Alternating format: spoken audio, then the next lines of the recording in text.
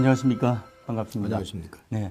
오늘은 지난 전대 이후 홍준표 대표님이 지명직 최고위원으로 임명하신 이종혁 최고위원님 모셨습니다. 예. 안녕하십니까. 안녕하세요. 네, 예. 반갑습니다. 반갑습니다. 예, 많은 분들이 이제 대표님이 임명할 수 있는 지명직 그 최고위원 자리가 하나인데 예. 우리 이종혁 최고위원님을 임명을 하시면서 파란을 좀 일으키셨죠. 우리 홍준표 대표 체제 출범 이후에 최고위원으로 임명돼서 이제 말씀드린 대로 세인의 주목을 많이 받으셨는데 사실 당이 가장 어려운 시기에 중책을 맡으신 거잖아요. 네. 맡으셨고 앞으로 1년 후에는 지방선거, 3년 후에는 총선거, 5년 후에는 대통령 선거가 있는데요. 특히 이제 내년에 있는 지방선거가 사실 당의 미래하고 직결이 되어 있는 것 같은데 최고위원님으로서 특별한 필승 전략이 있으신지요? 우선 필승 전략을 말씀드리기 전에 조금 전에 지적해 주신 대로 제가 홍준표 대표 체제 하에서 대표의 지명직 최고위원을 맡게 되었는데 우선은 부족한 사람인데 아주 과분한 직책을 맡았다 이렇게 생각을 합니다. 네. 저보다도 훌륭한 분들이 아주 많이 계시고 그런데 저를 지명해 주셔서 사실은 굉장히 어깨가 무겁습니다. 네. 그리고 더욱이나 우리 보수 우파 정당이 평화 시기고 네. 또 좋은 호시기에 이 자리를 맡았다면은 제가 비록 부족하긴 하지만 그래도 개인적으로는 큰 영광이다 이렇게 생각을 할 수 있었을 텐데 오히려 지금은 어깨가 무겁고 아주 참 크게 책임감을 느낍니다. 네. 조금 전에 말씀하신 대로 지금 지난 탄핵 정국을 거치고 그 어려운 시기에 저희들이 대선을 치렀지 않습니까? 네. 홍준표 대표가 어떻게 보면은 위기에 빠진 보수 우파 진영에 그래도 마지막 희망을 불어넣었다. 저는 그렇게 생각합니다. 네. 그대로 소멸되고 절멸할지도 모르는 그런 보수 우파를 그래도 홍준표의 리더십을 가지고 저는 지난 대선에 24%의 득표를 그렇습니다. 얻고 비록 뼈아픈 패배를 맞았습니다만 그래도 보수우파 정당이 다시 역사 속에 설 수 있는 기반은 조그만하게 마련했다. 나는 그게 홍준표 대표가 지난 대선에 우리 우파의 역사에 큰 기여를 해준 부분이다 이렇게 생각합니다. 예, 저도 전적으로 동감합니다. 이제 말씀하신 대로 내년이 이제 지방선거, 3년 뒤에 총선, 그리고 또 5년 뒤에 또 이제 뭐 한 4년 반입니까? 대선을 치르게 되는데 이 선거들이 다 이제는 연결이 되어 있습니다. 연관이 되어 있습니다. 내년 지방선거가 승리하지 않으면 저는 21대 총선이 어렵다고 보고요. 그리고 또 총선이 어려워지면은 또 대선이 굉장히 힘든 상황이 됩니다. 그래서 어떻게 하든 내년 이제 6월 선거를 승리를 해야 되는데 조금 전에 필승 전략을 말씀하셨는데 필승 전략이라기보다도 우리는 반드시 내년 6월 선거에 이겨야 합니다. 이 나라 역사를 위해서 자유 대한민국을 위해서 이겨야 합니다. 그러기 위해서 우선 첫 번째로 해야 할 일이 홍준표 당 대표께서 지금 거기에 주력을 하고 있습니다만 당을 혁신해야 합니다. 보수 우파 정당이 탄핵 정국을 가져오고 20대 총선에 패배를 하고 이렇게 지리멸렬하고 분열되게 된 데에는 저는 우파 정당의 소위 병든 부분이 있었다라고 저는 생각합니다. 그래서 홍준표 대표가 생각하는 우리 자유한국당의 혁신은 우선 이 병든 보수 우파의 이 소위 병든 부분, 보수 우파의 이 병든 부분을 어떻게 정확히 진단해서 거기에 대한 정확한 처방을 내리느냐 이런 문제일 것입니다. 그래서 혁신위가 출범한 지 제법 됐는데 사실 인적 혁신이나 조직 혁신이나 정책 혁신에 대한 그 로드맵을 가지고 지금 이 수뇌부에서는 진행을 하고 있습니다. 지금 현재 그것은 혁신위원회에 홍준표 대표께서 당 대표까지를 혁신의 대상으로 삼아서 혁신을 해봐라 이렇게 주문을 했기 때문에 혁신위원회가 지금 당장 내놓지 않는다 또 뭐 혁신위원회가 지금 뭘 하고 있느냐 이렇게 걱정하시는 분들도 제가 봤습니다만 지금 혁신위가 아마 물밑에서 우리 자유한국당의 혁신을 위해서 지금 많은 논의와 로드맵을 만들고 있을 것이다 저는 그렇게 생각을 합니다. 그래서 먼저 당을 혁신해야 합니다. 그래서 다시 국민들에게 보수우파 정당이 희망이 있는 정당임을 보여주는 것 그리고 그런 혁신을 바탕으로 해서 체제 정비하고 내부 전열을 정비하는 것 이것이 지금 현재의 우리 자유한국당 그리고 홍준표 대표 체제의 우파 정당이 해야 할 내년 6월 선거에 가장 중요한 필승 전략이 될 것이다. 올 연말까지는 그래도 좀 최고위원님께서 말씀하신 그 부분들이 마무리가 좀 될 수 있을까요? 6월 선거니까요. 네네. 어차피 시간이 전쟁을 치르려고 하면은 나름대로 군사를 양병하고 훈련시키고 이런 시간들이 필요하지 않습니까? 그런 측면으로 본다면 늦어도 금년 내에는 지금 얘기하는 당의 혁신과 내부 전열 정비, 체제 정비는 완결되어야 될 것이다. 저는 그렇게 생각을 합니다. 최 의원님 말씀에 아주 이 무거운 이 비장함이 느껴집니다. 예, 뭐 평화시기에 치르는 선거라면 다른 여러 가지 선거 필승 전략에 대한 논의, 뭐 조직 홍보 이런 얘기를 하겠습니다만 지금은 워낙 우파 정당이 위중한 시기이기 때문에 맞습니다. 근본을 돌아봐야 할 시기다. 근본을 정비해야 할 시기다. 제 개인적으로는 그런 생각을 갖고 있습니다. 그럼 내부 혁신과 더불어서 이제 외부하고의 그 보수 대통합을 원하는 그 요구가 곳곳에서 감지가 되고 있는데 사실 현재 구조가 다당 구조잖아요. 다당 구조 하에서 내년 지방선거를 치른다는 게 상당히 어려울 것 같은데 어떻게 이거를 아주 혁명적인 방법으로 양당제 구조로 전환시킬 수 있는 그런 묘안은 없을까요? 글쎄요. 이제 그런 점에 관련되어서 홍준표 대표께서 일관되게 하는 말씀이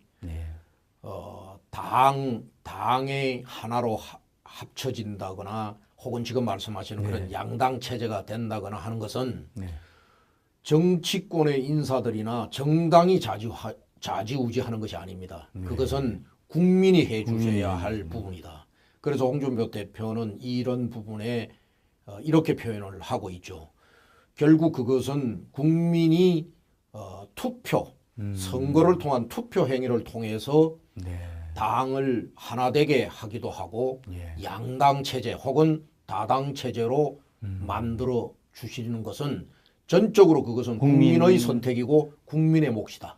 그게 인위적으로 정치권이 특정한 의도를 가지고 그런 시도를 해서는 안 된다. 그리고 그건 또 실패한다.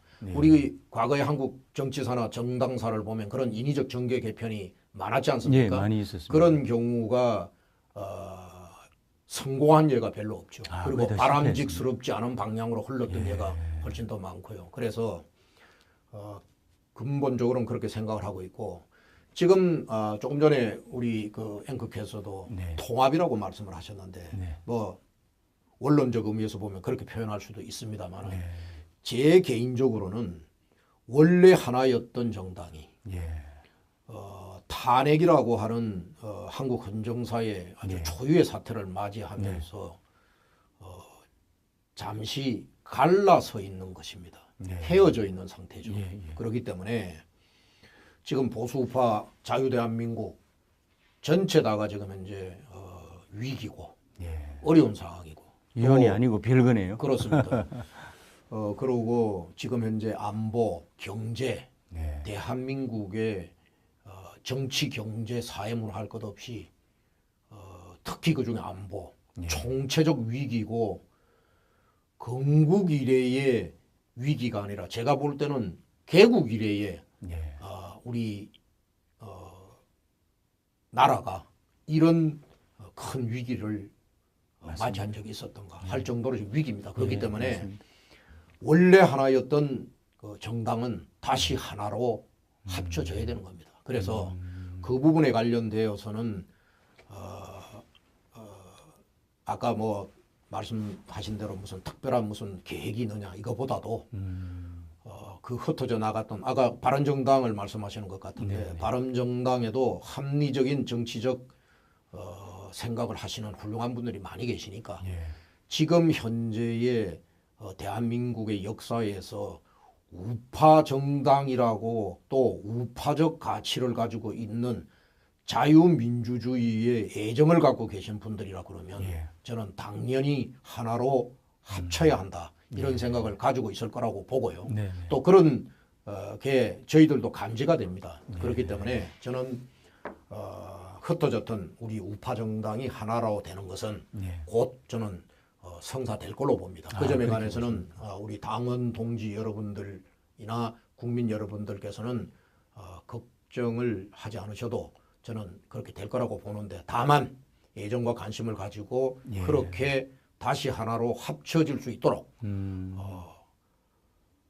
지속적 관심을 좀 가져주시기를 바라고요. 결국 국민적 요구가 하나로 되는 동인이 될 수가 있죠. 그렇습니다. 그것이 가장 큰 또 원인이 네, 되는 거죠. 네, 네. 원인이 되는 것이고 양당 구도에 대한 말씀을 하셨는데 네. 양당 구도는 아까 흩어졌던 갈라졌던 당이 하나가 되는 문제하고는 조금 다른 문제입니다. 네. 그래서 이 부분은 앞으로 지금 개헌 논의가 지속되고 있습니다만 네. 개헌에서 어떤 선거구 개편 논의가 있느냐 하느냐에 따라서도 좀 달라질 것이고요. 네. 그리고 또 지금 문재인 정권이 들어서고 난 이후에 네. 또 권력을 가진 사람들은 언제나 자기네들의 정권 운영의 편의성을 위해서 좀 더 의회의 원활한 운영을 위해서 예. 이런저런 시도들을 할 것이라고 저는 봅니다. 예. 그런 측면에 있어서 또 특정의 정당이 뭐 하나로 합쳐지는 그런 경우도 있을 수가 있고 결국 당이 양당 체제로 가느냐 다당 체제로 가느냐라고 하는 것도 저는 가장 근본적 동인과 원인은 네. 또 그것을 해줄 수 있는 가장 큰 에너지와 힘은 저는 국민의 정치적 의사다. 저는 그렇게 보고 있습니다. 결국은 국민의 판단이군요. 그렇습니다. 네.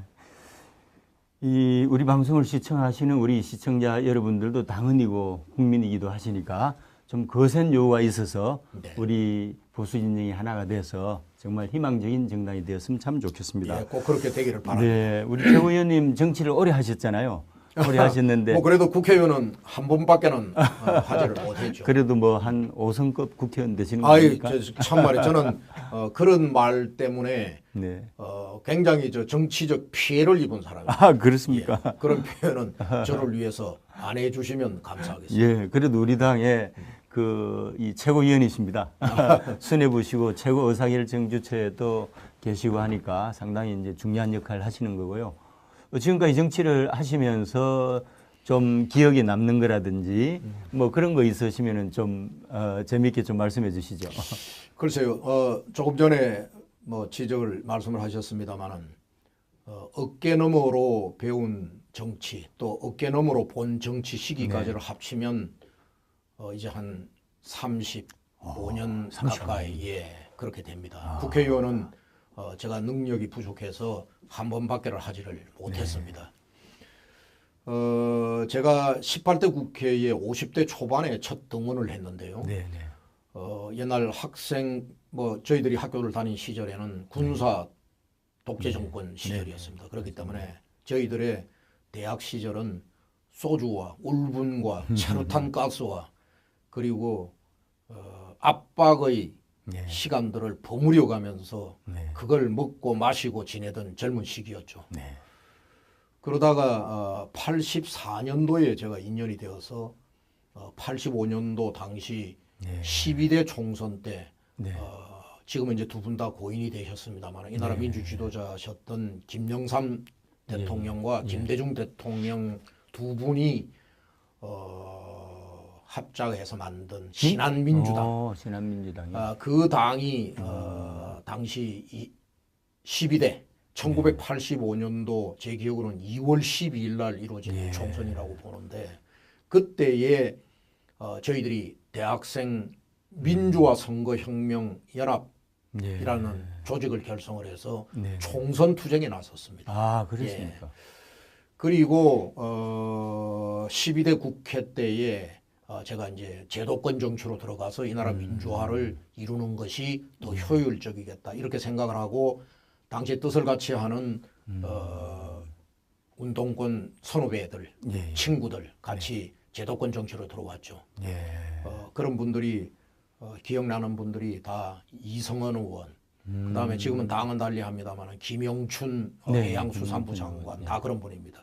바른정당에 가 있는 정병국 의원, 그다음에 민주당에 있는 송영길 의원, 이광재 전 강원도지사, 안희정 충남도지사 다 앞서거니 뒤서거니 뭐 후배들도 있고요. 저희들보다 제도권 정치에 들어온 시기가 좀 늦었던 안희정, 이광재 후배는 좀 더 저희들보다 조금 뒤에 들어왔었고 90년대 초반에. 그래서 13대 때 그 후배들은 노무현 대통령하고 정치적 인연을 또 맺었죠.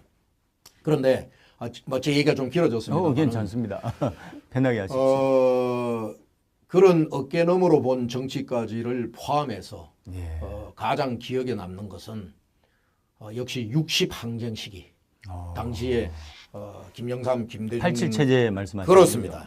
87 체제에 국민의 손으로 정부 선택권을 돌려준다라고 하는 직선제 개헌 정치 국민운동본부를 결성해서 민추협에 참가하고 그리고 또 양김 지도자 그리고 또 당시의 민주투사의 선배 의원님들 그리고 또 여러 시민단체 각계각층의 그 여러 사람들과 60 항쟁을 현장에서 치르고 투쟁하면서 결국 노태우 6.29 항복선언을 이끌어내고 87 체제를 만들었던 그 한 2년간의 그 투쟁 기간이 뭐 제가 국회의원을 많이 못 해봐서 그런지는 모르겠습니다만 그것까지 포함을 해서 가장 보람 있었던 정치의 시기가 어디냐라고 물으면 저는 그렇게 그 시기에 보냈던 시간이 가장 보람차고 순수했고 또 열정에 차 있던 그런 시기였다. 군부 독재를 종식시킨 뭐 일대 역사적인 사건이니까. 그렇습니다. 거기에 이제 주역은 아니고요. 주역은 아니고 거기에 한 일원으로 참가했다라고 하는 것에 대한 자긍심과 보람은 있습니다. 그러면 그때 구성원들이 전통적으로 이제 군부 독재에 저항했던 기성 정치인들하고 70년대 학번의 그 학생 운동권 이제 전두환 정권에 이제 그 폭포에 항거했던 이제 주류들은 또 80년대 학번들이 많았잖아요. 그렇죠. 그래서 다 섞여서 그렇습니다. 결국은 이 엄청난 결과를 낸 거네요. 그렇죠. 그 당시에는 저는 야당 지도자의 지도력 그리고 또 야당의 민주투사들, 운동권 학생 그리고 넥타이 부대로 일컬어지는 시민들의 자발적 참여. 역시 그러나 돌이켜보면 60 항쟁의 그 역사의 분수령을 만든 것도 또한 정치인이라기보다는 저는 국민들의 민주화에 대한 열망 그것이 그러한 결과를 만들어낸 것이다. 저는 그렇게 생각합니다. 그렇게 생각하십니까? 그리고 또 하나 보람 이제 있었던 얘기를 좀 기억에 남는 거라고 말씀을 물으셨는데 그러면 역시 제가 18대 국회 정치인으로서 중에 정치인으로서 이제는 제가 헌법기관으로서 국회의원으로서 했던 일을 한 가지를 말씀을 드리지 않을 수가 없네요. 저는 개인적으로 지금도 그렇습니다만은 10여 년 전에 18대 국회에 처음 등원할 때도 요즘에 이제 이것을 용어로 4차 산업혁명이라 이렇게 얘기를 합니다만은 저는 이 용어조차도 정확한 용어, 워딩이 아니다, 네이밍이 아니다 이렇게 생각하고 있습니다. 그러나 어찌되었든 지금 300년 전에 산업혁명의 물꼬를 뒤로 하고 지금 인류 세계에는 새로운 문명 전환의 물결이 닥치는 것은 틀림없는 사실입니다. 그리고 이것은 이미 지금 닥친 게 아니라 이미 수십 년 전부터 이것은 밀려오고 있었던 우리 인류 사회의 세 번째 저는 전환의 물결이다 이렇게 생각합니다. 첫 번째가 5,000년 전에 농업혁명, 두 번째가 300년 전에 산업혁명이라 그러면 이 세 번째 물결은 각각의 물결들이 그 시대의 그 문명 전환의 특성을 가지고 있습니다만 이 세 번째 물결의 특성은 뭐냐면 인간의 두뇌에서 모든 권력과 부가가치를 만들어낸다는 겁니다. 소위 인류에게 필요한 모든 솔루션도 인간의 이제는 두뇌라고 하는 그런 시대이고요. 그리고 인류가 당면하고 있는 모든 어려운 문제, 질병, 기후변화, 뭐 식량의 문제, 그 어떤 문제를 해결할 것도 이제는 인간의 두뇌가 해결하는 시대다. 이런 시대에 지음했다는 겁니다. 그리고 또 빌 게이츠의 마이크로소프트, 그 다음에 저커버그의 페이스북, 구글, 뭐 많은 지금 현재 뭐 에어비앤비, 우버, 뭐 아마존 신화도 그렇고요. 그렇죠. 그리고 중국의 아리바바, 마윈의 아리바바의 맞습니다. 소위 전자상거래의 역사 이런 것들이 다 새로운 문명 전환의 상징적 징표입니다. 맞습니다. 그 사람들이 일군 막대한 부와 이 지구촌에 미치는 영향력은 어디에서 나온 것이 아니라 다 인간의 두뇌에서 창의적 사고와 비즈니스 모델을 만들어내고 그리고 또 그것이 기반이 된 정보통신의 기반을 활용해서 지금 일어나고 있는 그런 시대죠. 그래서 제가 18대 국회에 들어와서 제일 집중했던 것은 우리가 오늘날 세계 경제 7위, 무역 12대국, 1조 클럽 뭐 이런 한강의 기적의 여러 가지 그 자랑스러운 레코드를 우리가 가지고 있습니다만은 이 모든 것들은 우리 아버지 어머니 세대 그리고 또 박정희 대통령 시대의 리더십이 만들어낸 후기 산업 사회의 산업화의 결과물입니다. 그걸 가지고 오늘날 우리가 먹고 사는 거죠. 그리고 그때 만들어 놓은 자동차, 반도체, 조선업, 휴대폰, 석유화학 이런 것들이 오늘날 우리가 먹고 사는 부가가치 경제력의 거의 전부 다라고 해도 과언이 아닙니다. 맞습니다. 그런데 이제 이것이 점차 문명의 전환이 이제 후기 산업 사회라고 하는 게 그런 의미죠. 산업화가 뒤로 가면서 새로운 문명의 전환 시기가 다가오고 있고 그러면서 우리는 또 이 만들어 놓은 이 솥단지가 점점 더 쪼그라들고 그렇죠. 중국, 인도, 후발국으로부터 맹렬한 추격을 받고 있고 또 우리 스스로가 새로운 미래의 솥단지를 만들고 새로운 문명 전환기에 걸맞는 그러한 미래에 대한 준비를 했어야 되는데 저는 그렇게 못한 것이 참으로 안타깝게 생각을 하고 있는데요. 제가 18대 국회에 들어와서 했던 일이 저는 4년 동안 지식경제위원회에 정말 지경위에만 제가 4년 동안 있겠다고 그랬습니다. 뭐 완전히 산업을 다루니까요. 원내 대표한테도 제가 당 대표께도 찾아가서 제가 그렇게 얘기를 했습니다. 제가 해야 할 국회의원의 의정 활동의 전부 다는 앞으로 고갈되어가는 이 나라 국민들 나라가 먹고 살아가야 할 미래 솥단지 산업 다시 말하면 미래 성장 산업을 육성시키는 겁니다. 그렇기 때문에 제가 비록 초선 의원입니다만 여기에 집중하고 싶습니다. 그래서 제가 한국 지식재산 기본법을 재정법으로 제가 발의를 했고요. 아, 그렇습니까? 그리고 한국 지식재산 기본법을 발의를 하셨어요. 네네. 어휴, 결국 이제 당시 그 이명박 정부의 정부 관계기관들이 저를 찾아와서 이것은 미래의 경제 헌법이라고 부를 만한 법인데 이거를 좀 이명박 정부가 발의를 한 정부 발의로 좀 해줬으면 좋겠다.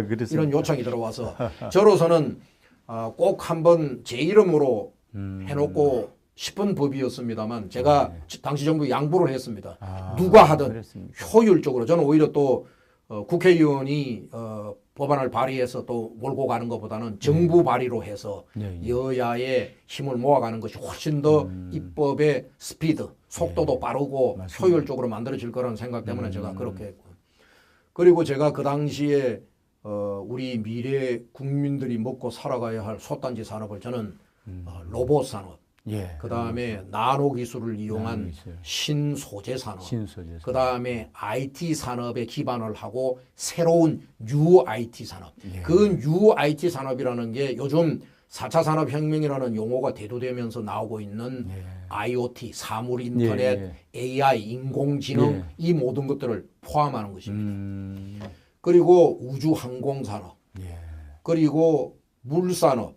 물은 앞으로도 저는 어느 한 국가가 이것을 잘 선점을 하면 미래는 물 부족 국가로 저는 간다고 보기 때문에 그렇죠. 큰 부가가치를 낼 수 있는 미래 산업이라고 예. 봅니다. 그리고 또 식품 산업. 식품. 저는 우리나라에 네슬레 같은 그런 세계적 식품 기업을 하나 만들고 싶었습니다. 네슬레라고 하는 이 기업은 유럽의 식품 기업입니다만 예. 이 네슬레의 1년 매출액이 우리가 자랑하는 현대자동차, 삼성전자를 합친 것만큼 정도의 이상 가는. 그렇게 많습니다. 그렇습니다.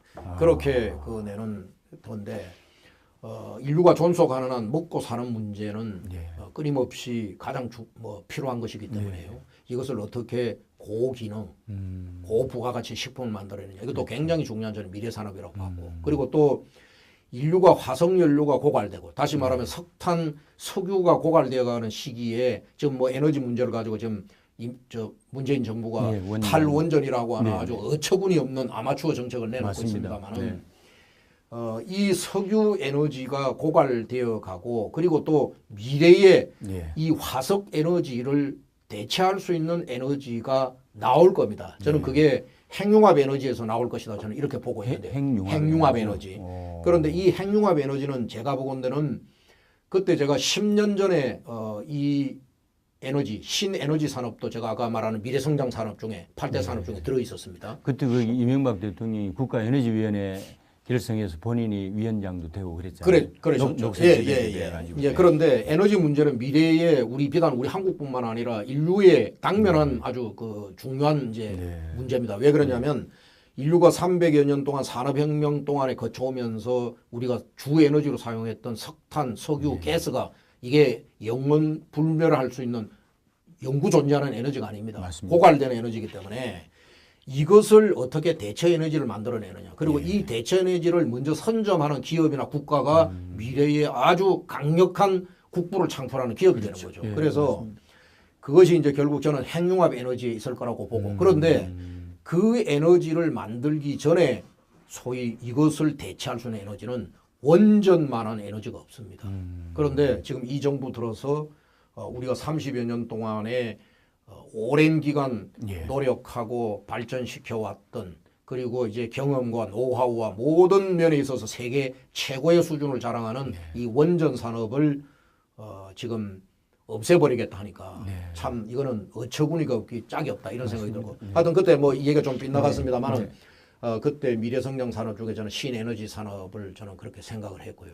그래서 이러한 산업들을 통해서 소위 우리는 지금 2만 5천 불, 3만 불을 채 넘지 못하고 지금 일하고 있는 사이에 저출산 고령화 시대를 만나게 되어버렸고 그리고 지금 이제 이 나라는 자칫 잘못하면 이제 경제가 추락하는 그런 시기까지를 맞게 돼서 참 가슴 아픈데 지금이라도 저는 늦지 않았다고 생각합니다. 그래서 여야의 정당 그리고 여야의 소속 국회의원 정치인들은 누구든지 간에 제일 먼저 지금 이제 우리가 고민해야 할 것은 나라의 안보를 튼튼히 해서 이 한반도에 전쟁이 없는 그래서 자유대한민국이 영구 존속하는 그러한 미래 국가로 만드는 것. 그 다음에 거기에 이어서 그것을 전제로 한 가장 최대의 중요한 정치권이 해야 할 과제는 나라의 국부를 키우고 국민들이 풍성하고 잘 살게 하는 경제력을 키우는 문제고 그 경제력을 키우는 문제는 이제는 산업사회의 논리를 가지고는 안 됩니다. 그렇죠. 이제는 새롭게 대두하는 이런 4차 산업혁명이라고 지금 얘기를 합니다만 저는 4차 산업혁명도 완벽한 이름이라고 생각하지 않습니다. 100년이나 50년 뒤쯤 아마 미래학자들은 이 시기를 일러 우리가 산업혁명 두 번째 물결에 그렇게 이름을 붙여 주었던 것 모양으로 네. 이 세 번째 물결에도 저는 네이밍을 붙여줄 거라고 생각합니다. 네. 그런데 특성은 이미 나와 있습니다. 예. 인간의 두뇌에서 모든 것들을 만들어낸다. 예. 그러니 우리도 빨리 창의적 인재를 어떻게 길러내고 여기에 맞춘 교육과 소위 입시제도 이런 것들을 전부 다가 전면 개편해주고 맞습니다. 해야 되는데 지금 그것이 점점 거꾸로 가는 것 거꾸로 같아서 가고 있죠. 시대는 미래를 향해 치닫고 있는데 우리의 교육 시스템, 논의의 구조, 정치권의 인식은 전체 다가 산업혁명의 과거에 함몰되어 있는 것이 저는 굉장히 안타깝게 생각하는 사람입니다. 그래서 이런 점들을 하루바삐 고쳐줘야 됩니다. 그 외에도 지금 많은 소위 미래 산업의 소위 장애를 가져오는 저는 특히 그 중에 하나가 뭐냐면 정부의 각종 규제입니다. 예. 이런 규제를 빨리 풀어주어서 예. 창의적 인재들과 창의적 기업들이 출연해서 마음껏 맞습니다. 새로운 이 문명 전환의 무대에 주인공이 될 수 있는 예. 그런 환경과 토대를 어떻게 만들어주는가. 예. 여기에 모든 정치적 힘을 쏘아야 할 때라고 생각하고 제가 18대 국회 때 미력 하나만 예. 그러한 일들을 하고자 뛰었던 한 4년이 저로서는 굉장히 보람에 찼었다. 보람이 있었다. 그렇게 생각을 합니다. 이미 10년 전에 미래 시대를 대비해서 사실 큰 일을 하신 거죠. 제가 19대, 20대 때 계속해서 지금 좀 한 3선을 계속하고 네. 국회의원 3선이 중요한 게 아니라 제가 그 일을 일관되게 추진할 수 일관되게 있는 한 예. 10년 이상을 추진했다면 예. 저는 나름대로의 결과를 만들어낼 수 있었을 것이다. 이렇게 생각을 하는데 제가 부족해서 그것을 하지 못해서 저는 늘상 죄송하고 안타깝게 생각합니다. 언제든지 또 그동안 해 오셨고 또 우리 대한민국의 미래를 위해서도 필요한 일이기 때문에 네.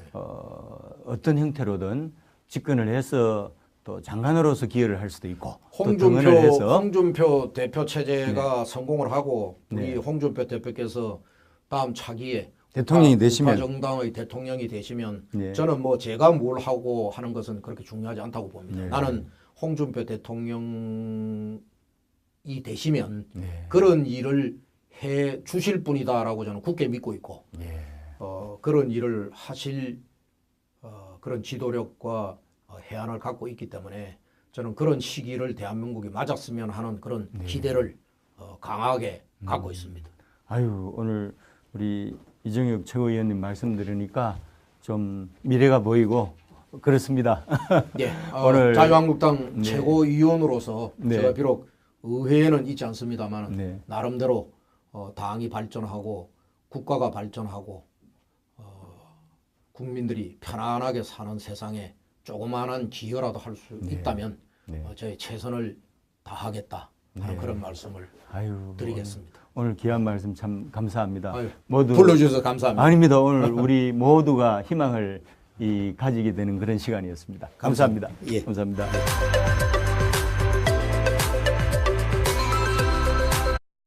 네, 많은 참여 부탁드리겠습니다. 네, 이어서 문재인 정권의 안보 파일로 만든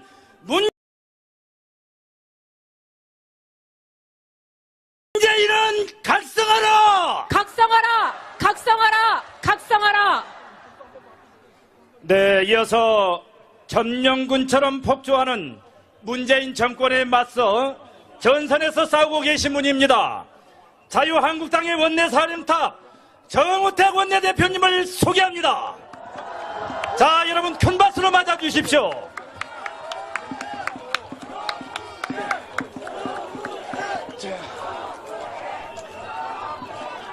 아이고, 저 우투리 좀 벗고 하겠습니다.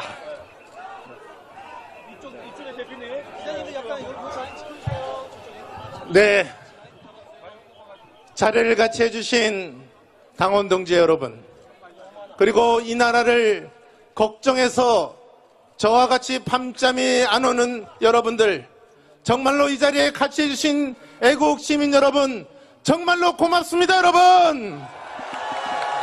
정말로 감사합니다. 그쪽도 안녕하시죠? 거기도 마이크 잘 들립니까? 고맙습니다. 네. 아, 이 뒤쪽도 잘 들리죠? 네, 고맙습니다. 감사합니다. 네, 우리는 오늘 이 자리에 주말인데도 같이 자리를 했습니다. 그 이유는 딱 한 가지.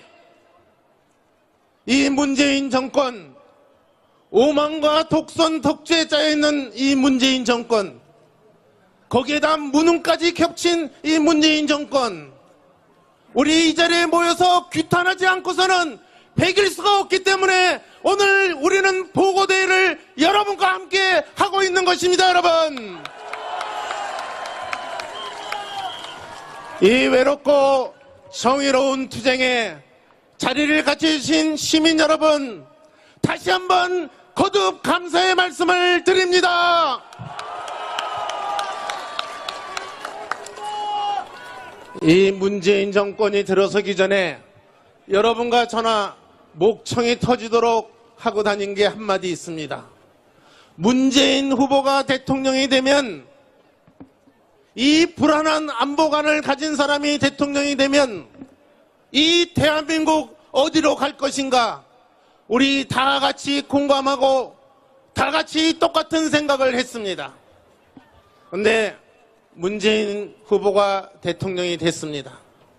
우리가 불안하게 생각했던 문재인 후보의 안보관, 이제 정책으로 나오기 시작하는데, 한마디로 갈팡질팡, 오락가락, 좌충우돌의 안보 정책에 우리 5천만 국민 여러분들이 여기 써 있는 대로 핵 인질에 잡혀 있는 것이 아닙니까, 여러분? 여러분, 왜 이분이 불안한 안보관을 갖고 있다고 생각했습니까? 저 김정은이가 핵 갖고 미사일 갖고 장난하기 때문에 적어도 최소한의 방어체제인 사드를 배치해야 된다고 하는데, 이분이 사드 배치를 얼마나 오랫동안 반대해 왔습니까? 얼마 전에 신문에 났지요? 무려 426일을 우리 국민한테 불안감을 주고 국론 분열을 일으키면서 이 사드 배치를 반대해온 문재인 대통령, 여러분 이대로 둘 수 있습니까, 여러분?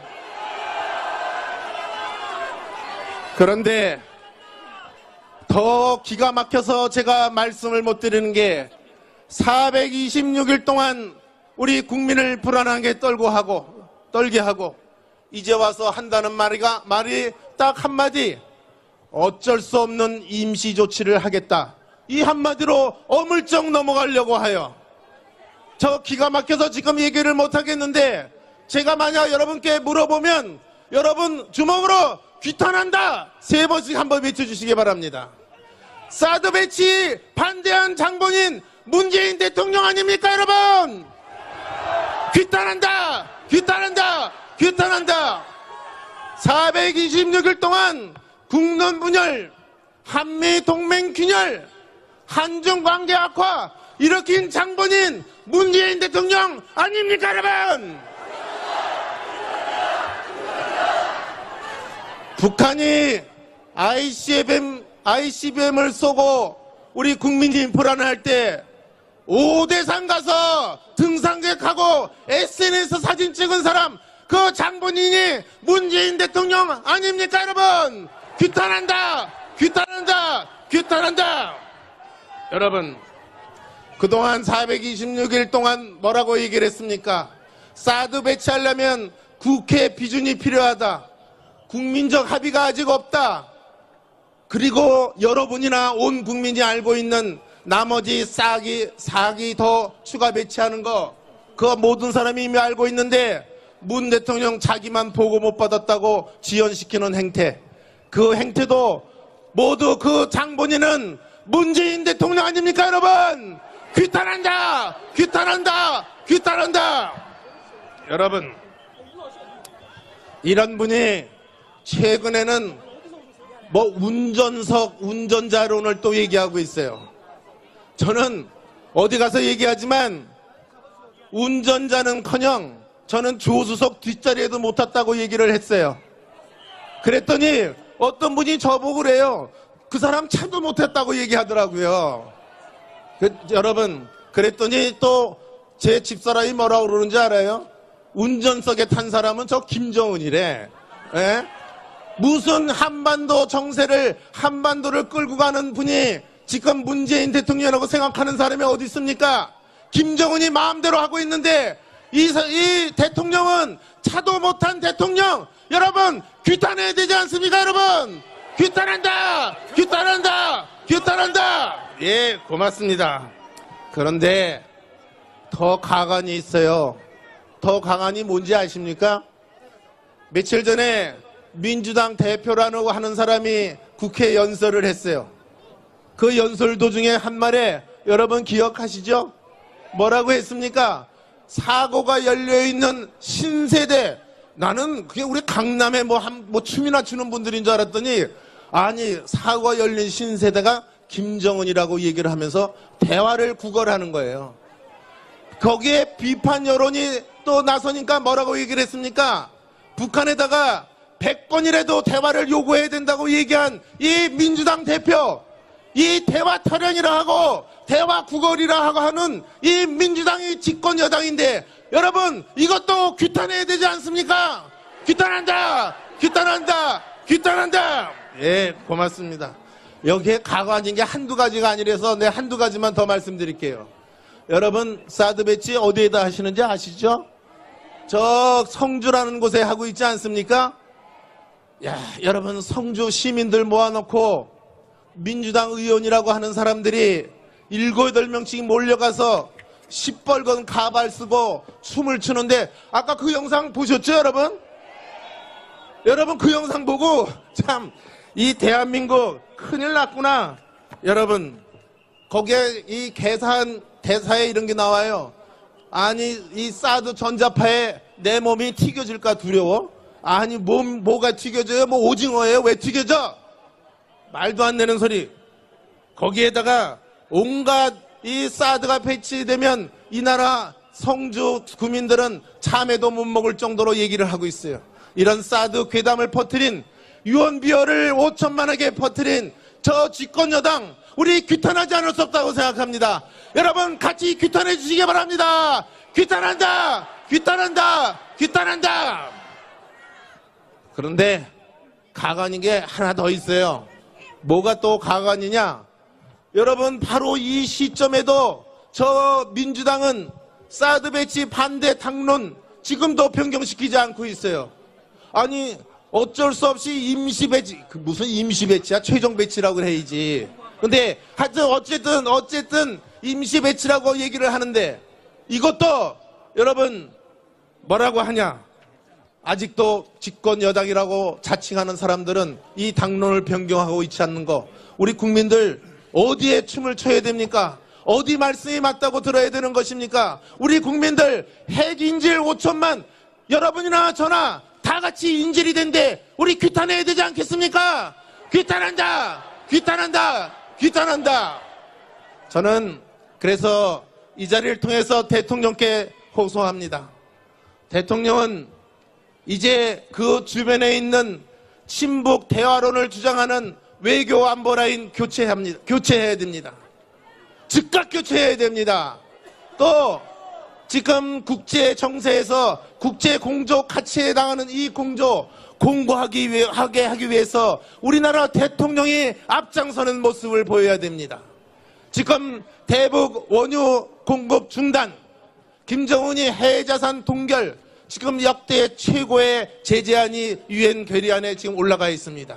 이 결의안이 통과되도록 중국과 러시아를 설득하는 모습을 바로 이 시간에 보여줘야 되는데 혹시 청와대에서 낮잠 주무시는 건 아닌지 모르겠습니다. 여러분 대통령이 지금 중국과 러시아를 설득하는 모습을 볼 때 우리 국민들은 안심할 수 있는 것입니다. 또 조금 아까 말씀하신 것처럼 전술핵 배치 우리 자유한국당은 이미 당론으로 정해서 강력하게 추진하고 있습니다. 이 전술핵 재배치를 위해서 미국 대통령한테 전화하고 미국에다가 특사를 보내서 미국 조야에서 전술핵 재배치를 논의하게 하는 이런 모습을 보여야 되는데 이 나라 대통령은 지금 어디에 있습니까, 여러분? 자, 그래서 저랑 한번 또 선창 한번 합시다. 여러분, 안보 무능, 안이한 안보의식 가진 문재인 정부 각성하라! 각성하라! 각성하라! 또 무능, 친복, 외교 라인 교체하라! 교체하라! 교체하라!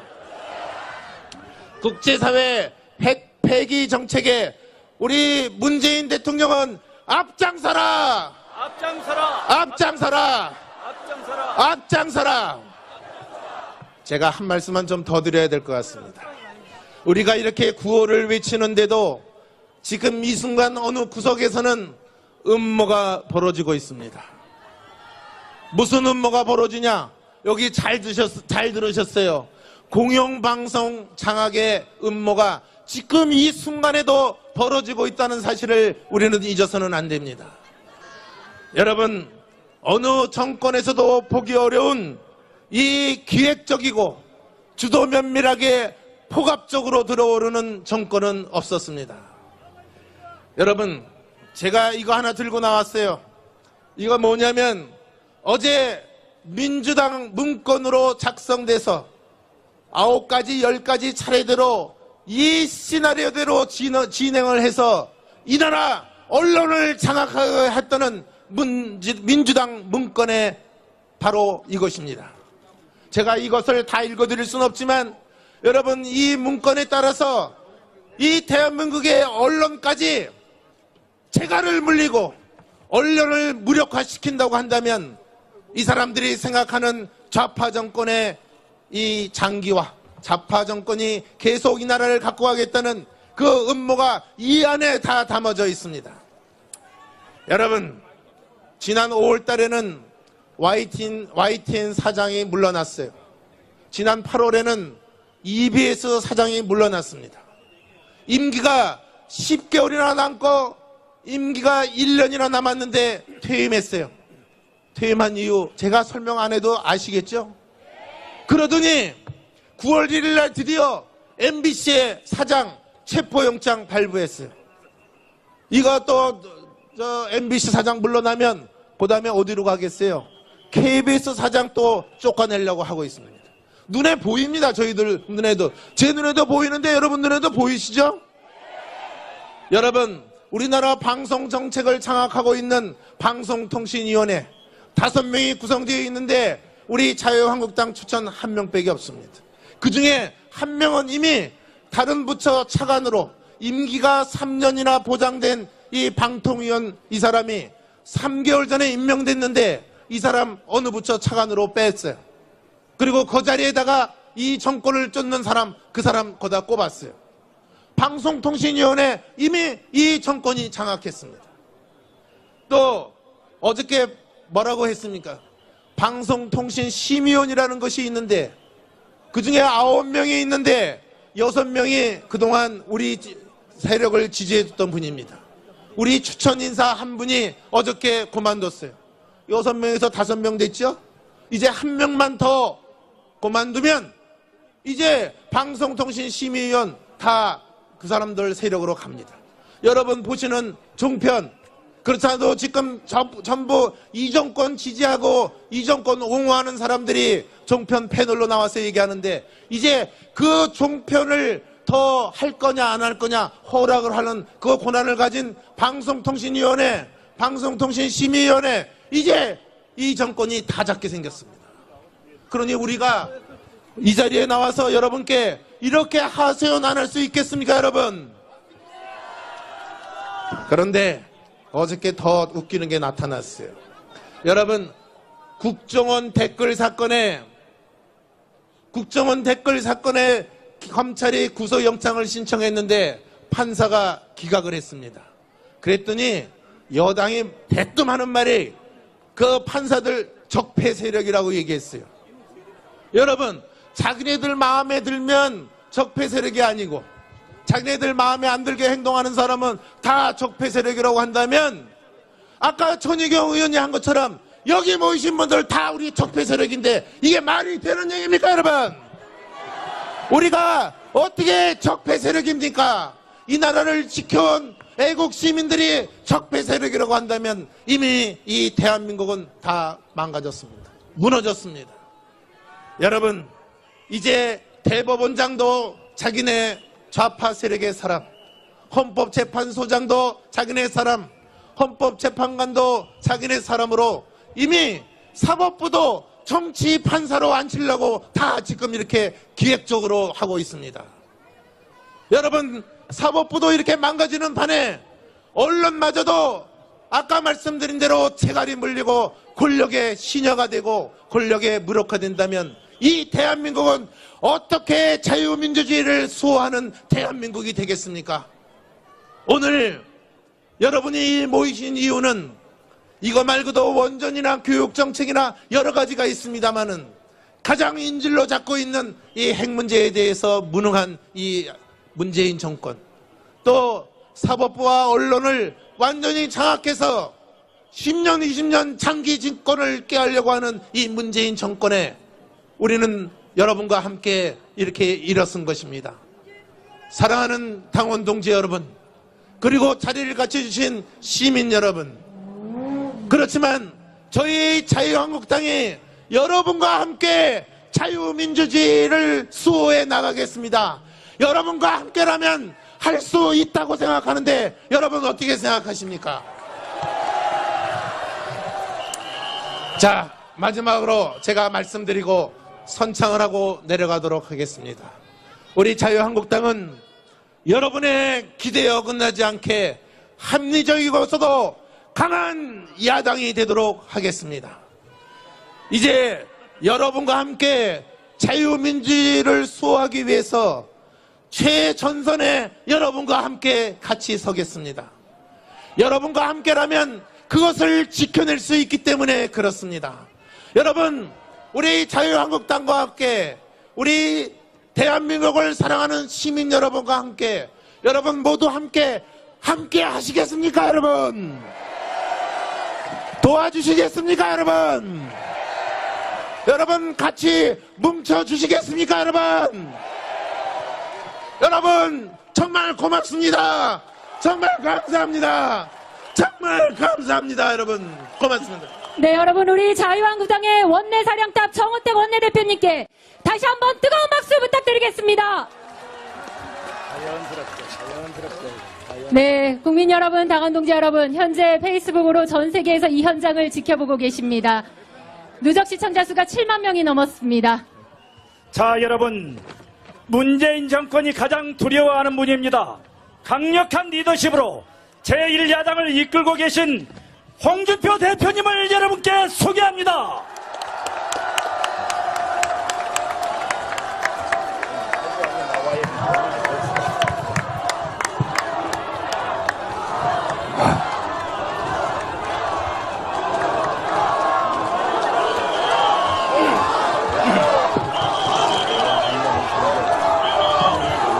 지난 1년 동안 우리들은 참으로 암울했습니다.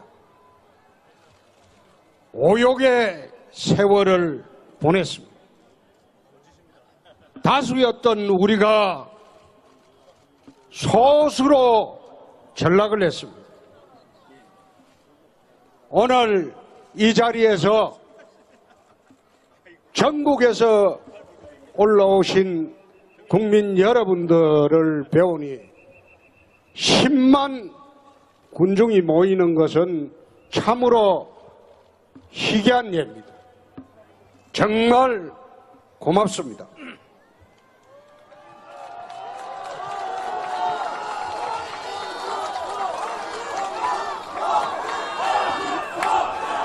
지난 1년 동안 탄핵과 대선 패배, 이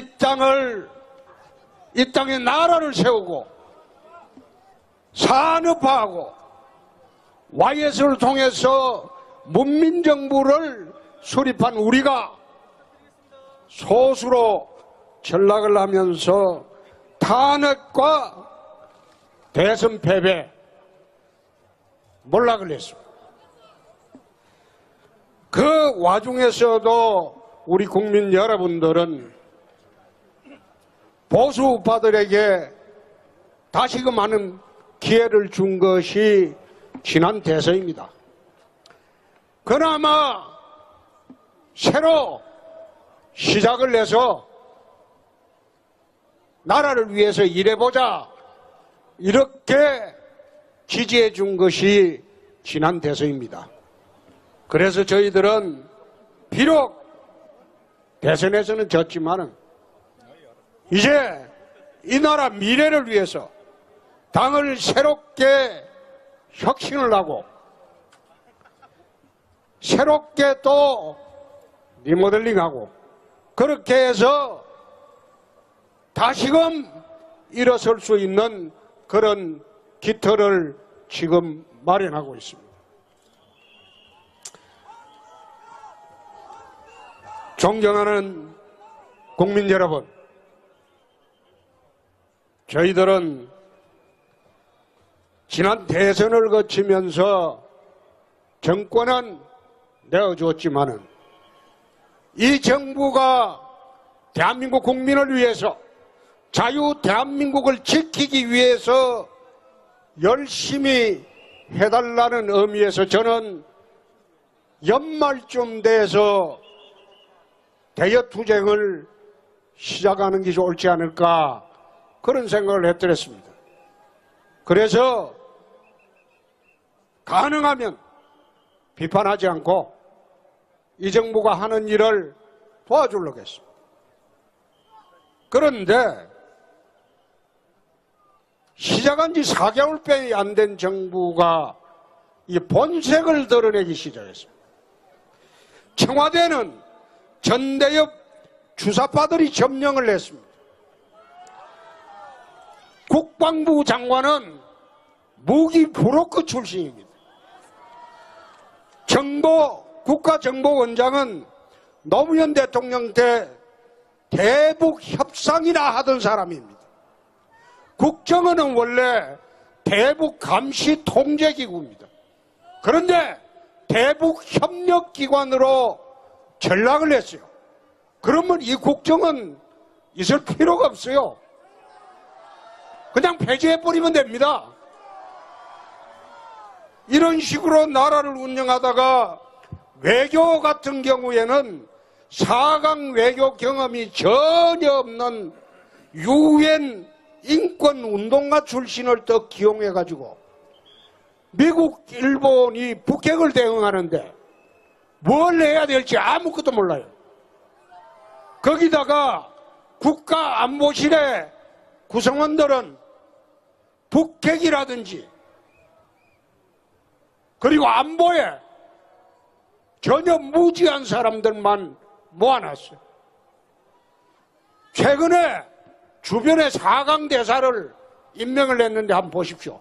그 4강 대사 중에서 일본 통이 갔습니까? 미국 통이 갔습니까? 러시아 통이 갔습니까? 중국 통이 갔습니까? 전부 선거 때 지 도와주던 문외한들을 다 보내놨어요. 이런 엄중한 시점에 나라 운영을 이렇게 한다. 최근에 사드 배치를 했어요. 사드 배치를 하면서 임시 배치라고 자꾸 강조를 했어요. 임시 배치든 본 배치든 사드 배치를 했으면 미국으로부터 대환영을 받아야 됩니다. 근데 미국의 대통령이 뭐라고 했어? 거지같이 국을만 한다. 이거 대한민국 생긴 이래에 미국 대통령이 한국 대통령을 이렇게 모욕을 준 일이 없습니다. 나라의 체면을, 국격을 이렇게 훼손시키고 중국은 또 뭐라고 합니까? 거의 원수처럼 지금 설치고 있습니다. 현대자동차가 중국에서 망하고 있습니다. 사드 배치를 했으면 적어도 중국한테는 무시당하고 모욕당할지라도 미국한테는 대환영을 받고 한미동맹으로 끌고 갔어야죠. 네? 도대체가 6차 핵실험 이후에 이 북핵의 키맨이 누굽니까? 트럼프하고 시진핑이야. 트럼프하고 시진핑하고 통화도 못해. 전화를 안 받아줘. 하지도 못해. 응? 이런 나라가 어디 있습니까? 어떻게 이런 세력에게 5천만 국민의 생명과 재산을 맡기겠느냐 이 말이에요.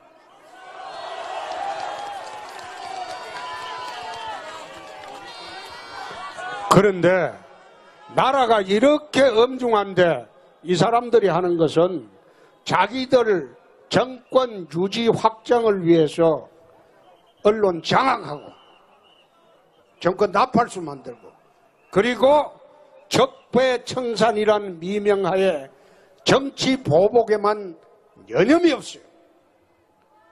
이게 5천만 국민이 핵인질이 되어 있는 상황에서 대통령이라면 앞으로 이 나라 대북 정책을 어떻게 하겠다 이렇게 국민들한테 나와서 기자회견을 해야 돼요. 네? 6차 핵실험하고 난 뒤에 국민들이 전술핵을 배치하자 60% 이상이 압도적으로 찬성을 하고 있습니다. 문재인 대통령 지지층에도 55%가 찬성을 하고 있습니다. 그러면 대통령이 국민 앞에 나와서 앞으로 대북 정책을 어떻게 하겠다 이렇게 국민 앞에 나서야 됩니다. 그런데 자기 지지층이 무서워가지고 사드 배치한 거 그 변명하느라고 나와서 한마디도 못하고 그걸 자기 지지층을 안에서 양해해달라는 식으로 하는 게 이게 대한민국 대통령 맞습니까?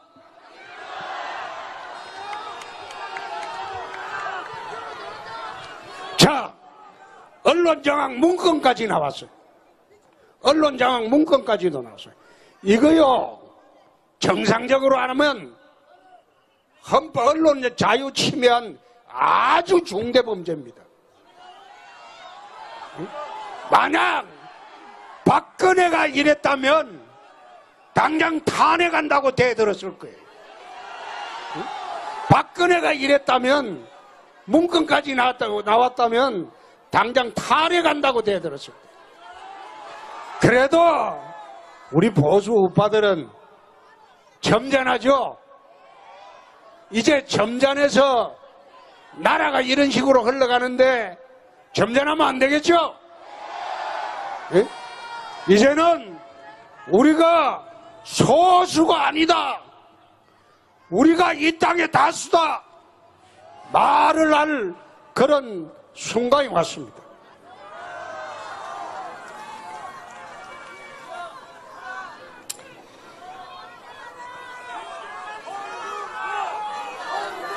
자, 여러분, 이게 문건까지 나왔기 때문에 이거 헌법 위반이야. 예?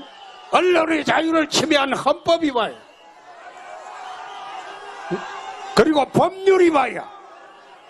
이거 어떻게 해야 되겠습니까?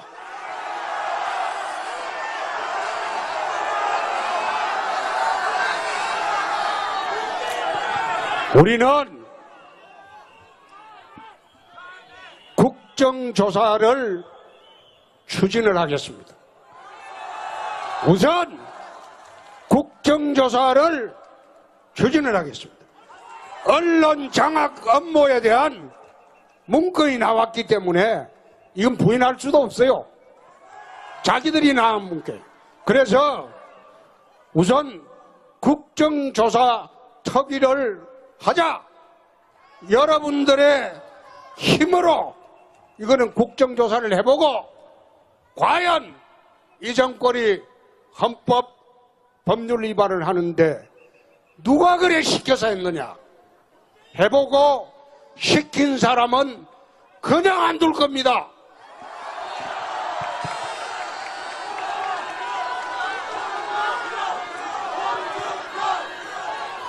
지난 대선 때 전술핵 재배치하자 제가 그런 주장을 했어요.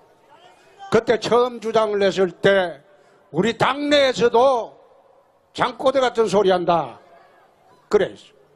민주당은 어처구니 없다. 그런 소리 했어. 국민들도 좌파들의 선동에 휘말려갖고 냉담했어요. 근데 지금은 어떻습니까? 우리에게 가장 불리한 여론조사를 하는 그 여론조사 기관도 어제 보니까 전술핵 재배치 국민 찬성 60%가 나왔다. 여론이 달라졌습니다. 핵에는 핵으로 대항하지 않으면 우리가 살 길이 없습니다. 다음 주에 우리 의원 외교단이 워싱턴으로 갑니다.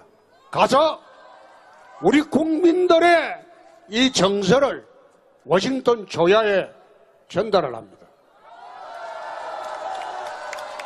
전술핵 재배치를 해주지 않으면 미국이 핵 구산으로 한국을 보호하겠다.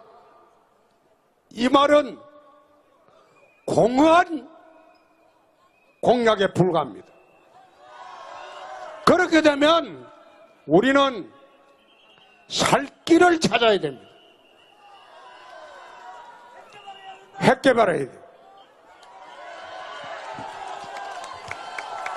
우리나라에는 북한하고 비교가 안 되는 플루토늄이 있습니다.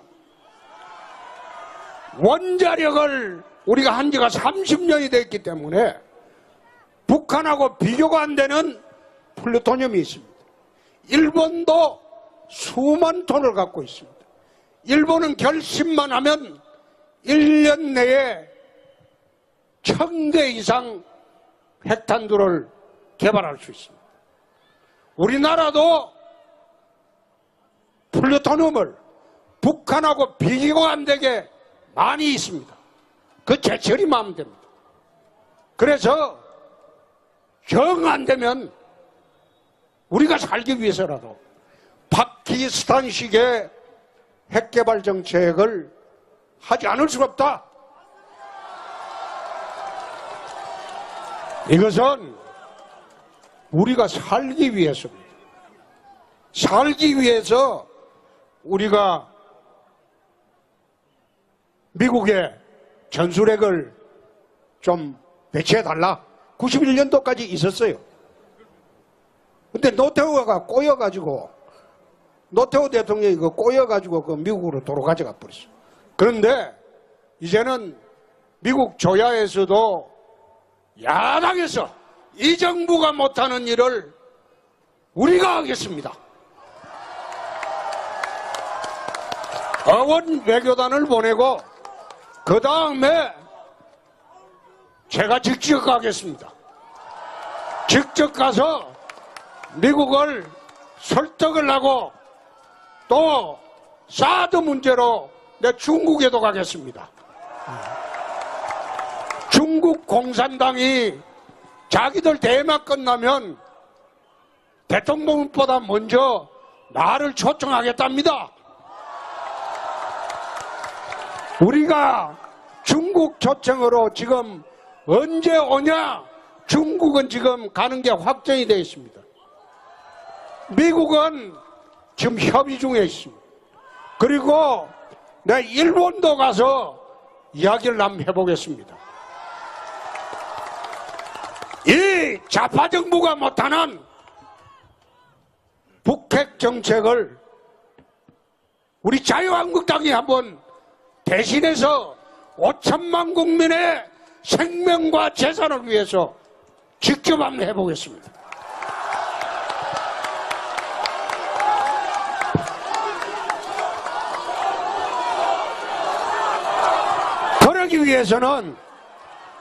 그러기 위해서는 국민들의 힘이 필요합니다.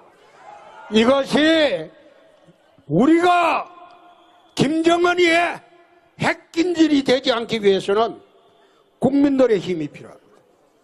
내일부터 핵긴질이 되지 않기 위해서 온라인, 오프라인을 통해서 1000만 국민 서명운동을 시작하겠습니다.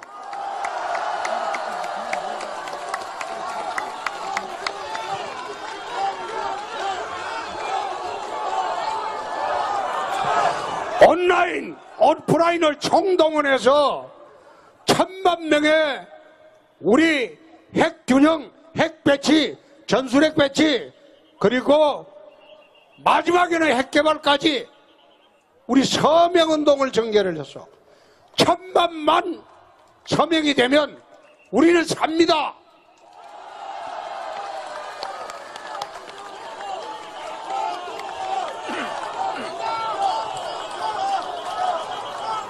천만 명의 국민들이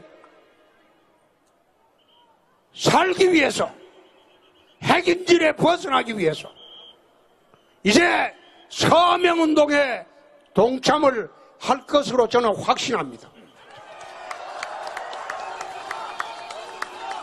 그렇게 되면 우리도 전술핵을 가져올 수 있고, 전술핵 안 주면 핵개발도 할 수 있고, 그렇게 해서 우리가 살 길을 찾아야 됩니다. 오늘 우리 10만 우리 시민 여러분들에게, 국민 여러분들에게 약속하겠습니다. 방송 장악 저지를 이거는 반드시 국정조사 추진하겠습니다. 국정조사 결과 진실이 밝혀지면 그냥 두지 않겠습니다. 두 번째, 내일부터 우리 당 홈페이지 그리고 유튜브 전부 우리가 할 수 있는 모든 온라인 수단을 동원해서 북핵 대응해서 전술핵 재배치와 그리고 핵개발 문제를 서명을 받겠습니다. 그리고 우리 253개 지구당 전체에서 길거리에 나가서 대국민 서명운동을 시작을 하겠습니다.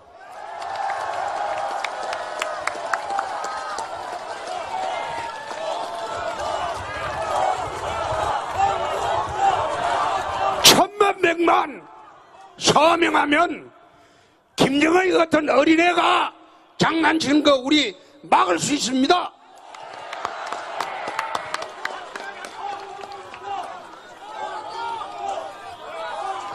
오늘 제일 뒤에 저기에도 한 4, 5천 명이 있습니다. 잘 들리지를 않는데요. 또 오른쪽에도 여기도 한 10,000명이 있어요. 또 왼쪽에도 있고 뒤에도 있고 있는데, 저희들이 이렇게 대국민 보고대회를 할 수밖에 없는 것은 기울어진 운동장이다. 그래서 이게 정상으로 돌아오는 데는 시간이 좀 걸릴 겁니다. 그래서 불가피하게 여러분들 전부 한데 뭉쳐서 이제 우리도 살 길을 찾아 나서자. 살 길을 찾아 나서자. 김정은 같은 어린애한테 지금 매일 공갈당하고 돈 뜯기고 그렇게 살아야 되겠습니까?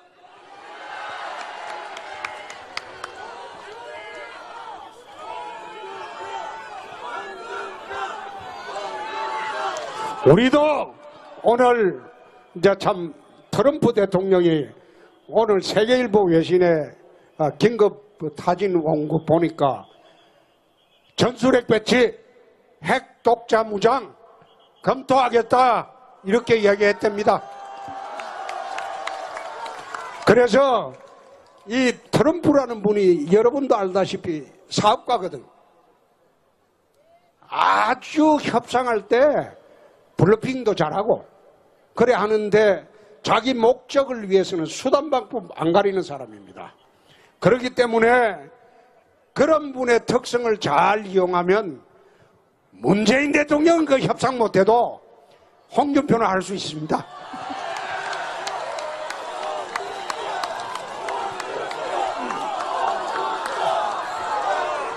이제 다수였던 우리가 소수로 전락하고 힘겨운 1년을 보냈습니다. 이제부터는 다시 뭉쳐야 할 때입니다. 다시 뭉쳐서 자유대한민국을 지켜야 합니다. 자, 이제 올해 실컷 이야기했으니까 이제 마지막으로 자유대한민국을 지키자 하면 딱 마지막에 3번 구하고 이제 오늘 끝내입시다. 예, 또 교통 좌파들이 또 온갖 시비 다 걸 거예요. 내가 뒤에 아까 좀 앉아 있으니까 사진 찍어 갔어요. 지 혼자 앉아 있다고 내일 또 그려낼 거예요. 지 혼자 앉아 있다고 그려낼 거야. 그러니까 자, 10만 우리 국민 여러분, 자유대한민국을 지키자! 지키자! 감사합니다. 네, 국민 여러분 강력한 리더십으로 제1야당을 이끌고 계신 홍준표 대표님께 다시 한번 뜨거운 박수 부탁드리겠습니다. 이어서 문재인 정권 규탄 성명서 낭독이 있겠습니다. 낭독은 민경욱 의원께서 해주시겠습니다. 여러분 큰 박수로 맞아주십시오. 자, 그리고 자리에 앉아 계신 분 모두 일어나 주시기 바랍니다.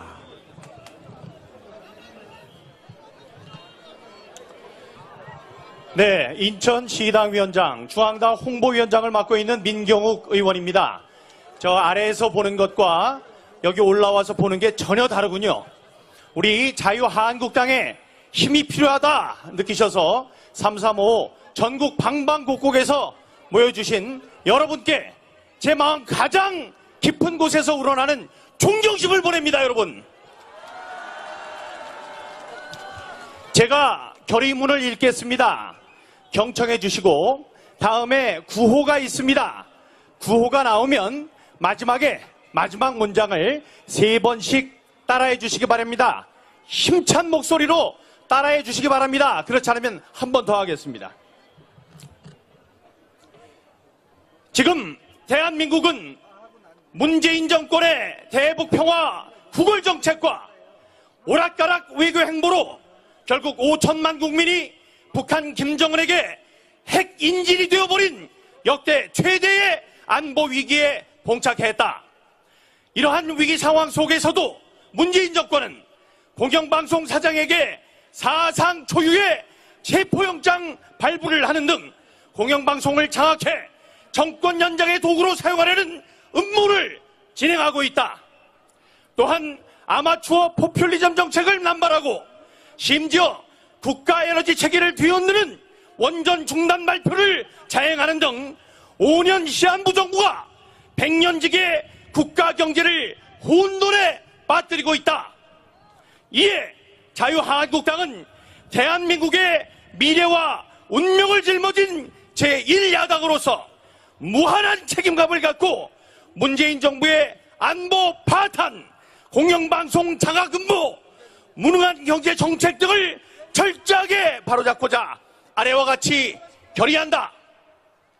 하나, 자유한국당은 북한이 제6차 핵실험을 강행한 것은 유엔 안보리 결의를 명백히 위반한 것으로서 국제사회 평화를 위협하는 도발 행위로 강력히 규탄한다. 규탄한다. 하나, 자유한국당은 문재인 정부가 국가안보와 국민의 생명을 위협하는 북한의 핵도발에 맞서 완전한 사드 배치와 전술핵 배치 등 강력한 대북정책 기조로 전환할 것을 촉구한다. 하나, 자유한국당은 문재인 정부가 언론 노조와 손잡고 공영방송을 장악하기 위해 행하는 반민주적인 강압 조치와 무차별적인 언론 탄압을 묵과하지 않을 것이며 공영방송 수호를 위해 투쟁해 나갈 것을 결의한다. 하나, 자유한국당은 대한민국의 산업화와 민주화를 이룩하고 선진 한국을 이끄는 책임 세력으로서 앞으로도 국민의 안전을 보장하고 경제 성장을 독려하여 자유 대한민국을 지켜나가는데 매진한다. 감사합니다. 여러분이 자랑스럽습니다. 감사합니다, 여러분. 네, 민경욱 의원님께 다시 한번 힘찬 박수 부탁드리겠습니다. 네, 국민 여러분 그리고 당원 여러분, 이제 마지막으로 문재인 정권을 규탄하는 구호와 함성을 외쳐보겠습니다. 제가 선창하면 역시 끝부분 세 번을 힘차게 외쳐주십시오.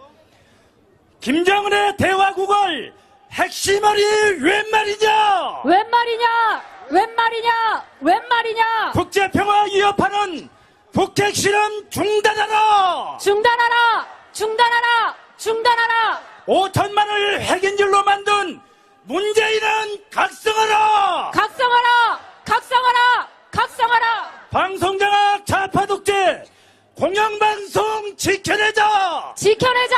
지켜내자! 지켜내자! 혁명군식 방송장악 문재인은 각성하라! 각성하라! 각성하라! 각성하라! 공영방송 장악 음모 즉각 중단하라! 중단하라! 중단하라! 중단하라!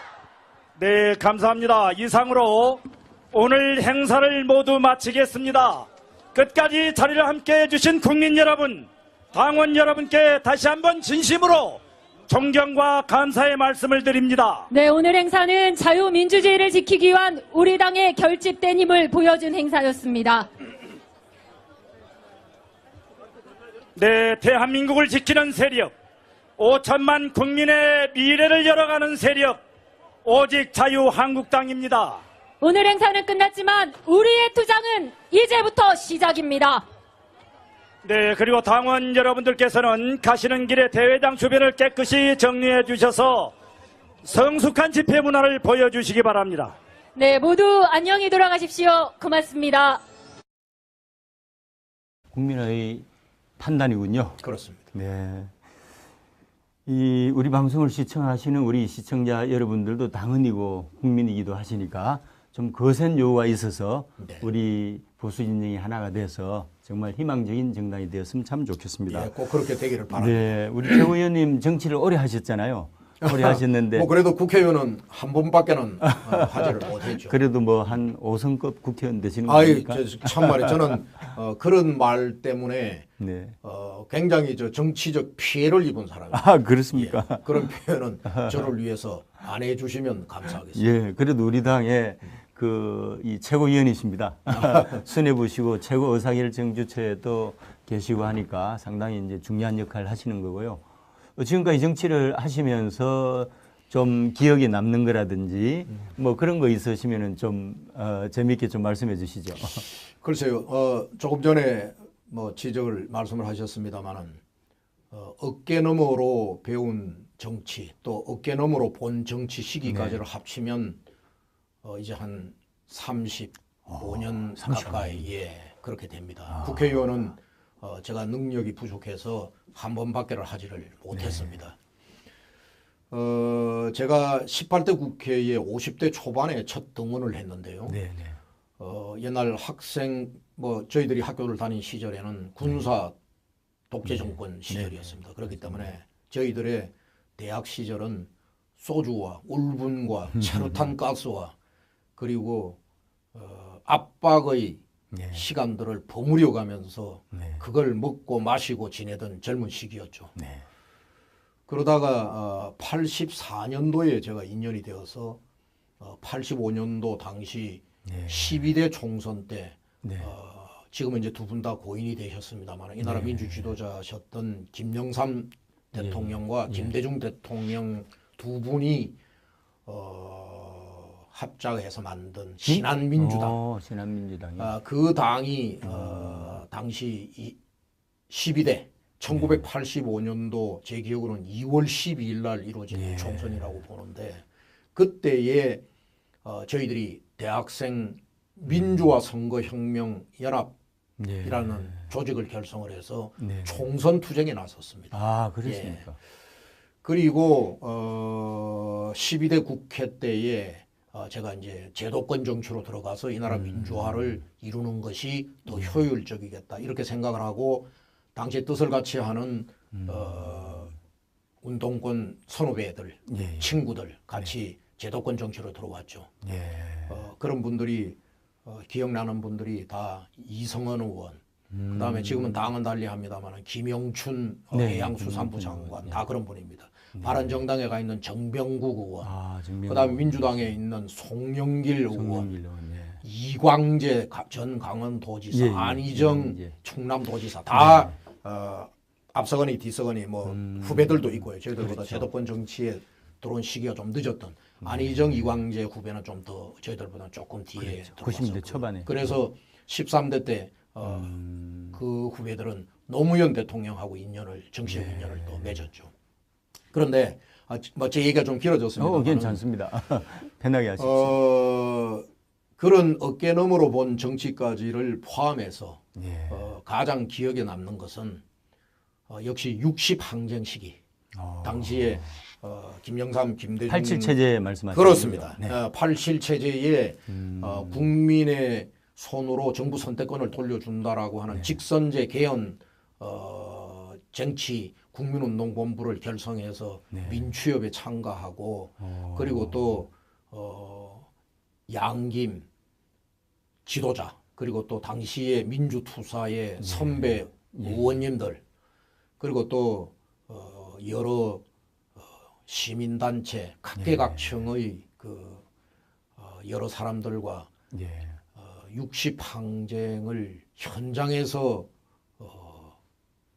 치르고 투쟁하면서 결국 노태우 6.29 항복선언을 이끌어내고 87 체제를 만들었던 그 한 2년간의 그 투쟁 기간이 뭐 제가 국회의원을 많이 못 해봐서 그런지는 모르겠습니다만 그것까지 포함을 해서 가장 보람 있었던 정치의 시기가 어디냐라고 물으면 저는 그렇게 그 시기에 보냈던 시간이 가장 보람차고 순수했고 또 열정에 차 있던 그런 시기였다. 군부 독재를 종식시킨 그렇습니다. 뭐 일대 역사적인 사건이니까. 그렇습니다. 거기에 이제 주역은 아니고요. 했다는 주역은 차원에서 아니고 거기에 한 일원으로 네. 참가했다라고 하는 것에 대한 자긍심과 보람은 있습니다. 그러면 그때 구성원들이 전통적으로 이제 군부 독재에 저항했던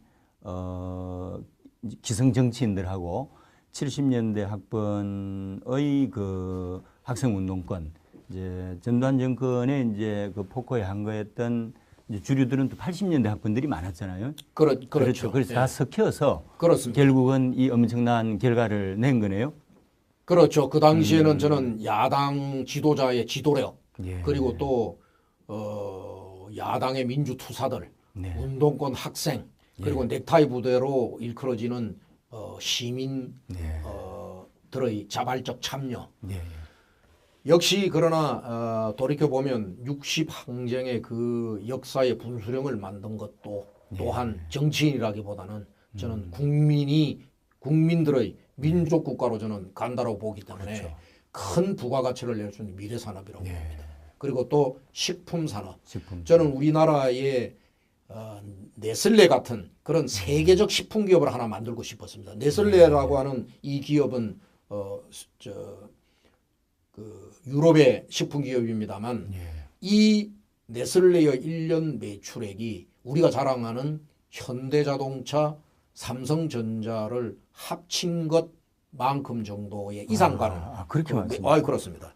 그렇게 그 내는 건데 인류가 존속하는 한 먹고 사는 문제는 끊임없이 가장 필요한 것이기 때문에요. 이것을 어떻게 고기능, 고부가가치 식품을 만들어내느냐. 이것도 굉장히 중요한 저는 미래산업이라고 하고 그리고 또 인류가 화석연료가 고갈되고 다시 말하면 석탄, 석유가 고갈되어가는 시기에 지금 뭐 에너지 문제를 가지고 지금 문재인 정부가 탈원전이라고 하는 아주 어처구니 없는 아마추어 정책을 내놓고 있습니다만은 이 석유 에너지가 고갈되어 가고 그리고 또 미래에 이 화석 에너지를 대체할 수 있는 에너지가 나올 겁니다. 저는 그게 핵융합 에너지에서 나올 것이다. 저는 이렇게 보고 있는데 핵융합 에너지.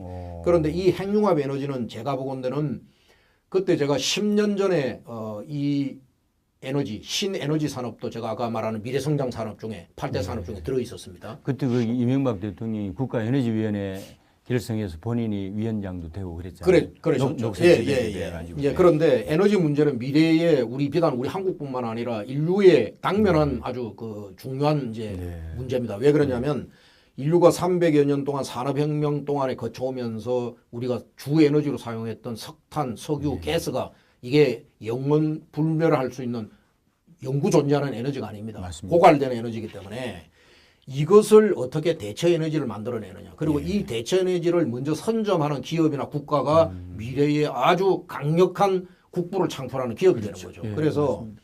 그것이 이제 결국 저는 핵융합 에너지에 있을 거라고 보고 그런데 그 에너지를 만들기 전에 소위 이것을 대체할 수 있는 에너지는 원전만한 에너지가 없습니다.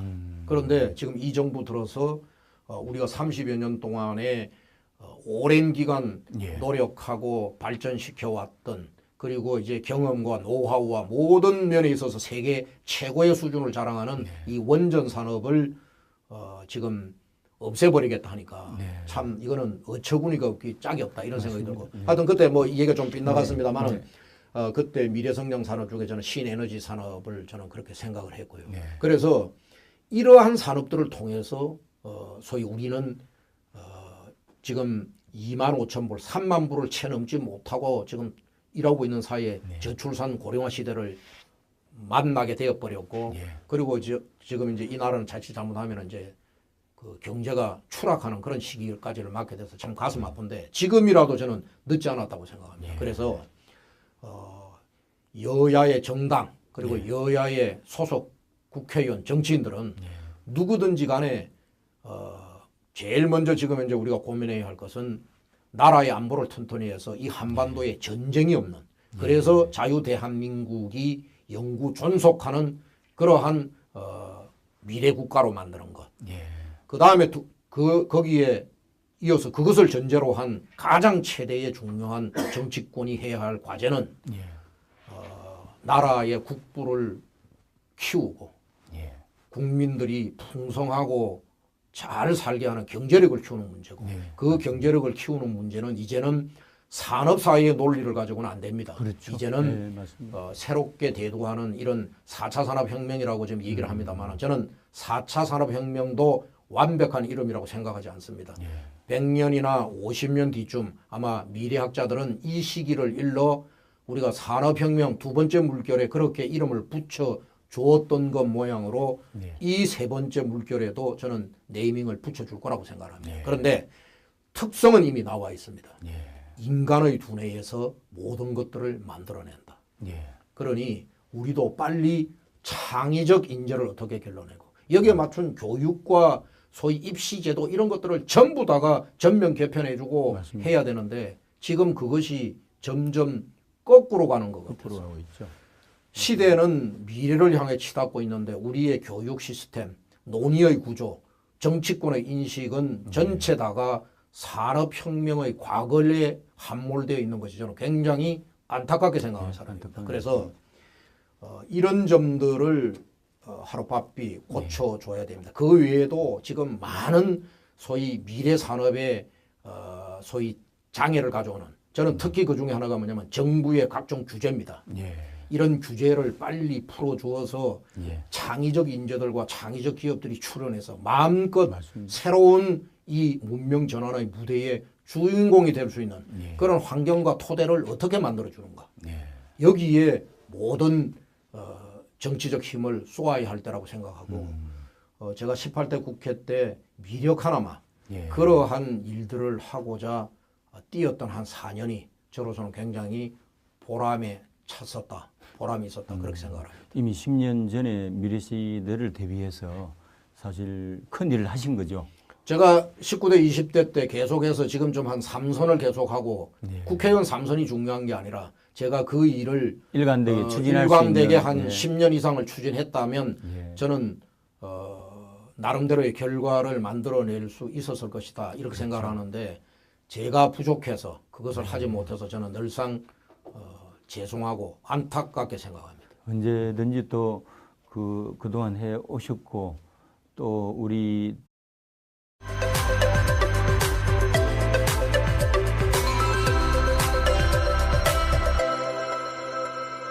안녕하십니까. 반갑습니다. 안녕하십니까. 네. 오늘은 지난 전대 이후 홍준표 대표님이 지명직 최고위원으로 임명하신 이종혁 최고위원님 모셨습니다. 예. 안녕하십니까? 안녕하세요. 네, 예. 반갑습니다. 반갑습니다. 예, 많은 분들이 이제 대표님이 임명할 수 있는 지명직 그 최고위원 자리가 하나인데 예. 우리 이종혁 최고위원님을 임명을 하시면서 파란을 좀 일으키셨죠. 우리 홍준표 대표 체제 출범 이후에 최고위원으로 임명돼서 이제 말씀드린 대로 세인의 주목을 많이 받으셨는데 사실 당이 가장 어려운 시기에 중책을 맡으신 거잖아요. 네. 맡으셨고 앞으로 1년 후에는 지방선거, 3년 후에는 총선거, 5년 후에는 대통령 선거가 있는데요. 특히 이제 내년에 있는 지방선거가 사실 당의 미래하고 직결이 되어 있는 것 같은데 최고위원님으로서 특별한 필승 전략이 있으신지요? 우선 필승 전략을 말씀드리기 전에 조금 전에 지적해 주신 대로 제가 홍준표 대표 체제 하에서 대표의 지명직 최고위원을 맡게 되었는데 우선은 부족한 사람인데 아주 과분한 직책을 맡았다 이렇게 생각을 합니다. 네. 저보다도 훌륭한 분들이 아주 많이 계시고 그런데 저를 지명해 주셔서 사실은 굉장히 어깨가 무겁습니다. 네. 그리고 더욱이나 우리 보수 우파 정당이 평화시기고 네. 또 좋은 호시기에 이 자리를 맡았다면은 제가 비록 부족하기는 하지만 그래도 네. 개인적으로는 큰 영광이다 이렇게 생각을 할 수 있었을 텐데 오히려 지금은 어깨가 무겁고 아주 참 크게 책임감을 느낍니다. 네. 조금 전에 말씀하신 대로 지금 지난 탄핵 정국을 거치고 그 어려운 시기에 저희들이 대선을 치렀지 않습니까? 네. 홍준표 대표가 어떻게 보면은 위기에 빠진 보수 우파 진영에 그래도 마지막 희망을 불어넣었다. 저는 그렇게 생각합니다. 네. 그대로 소멸되고 절멸할지도 모르는 그런 보수 우파를 네. 그래도 홍준표의 리더십을 가지고 저는 지난 대선에 24%의 득표를 그렇습니다. 네. 얻고 비록 뼈아픈 패배를 맞았습니다만 그래도 보수우파 정당이 다시 역사 속에 설 수 있는 네.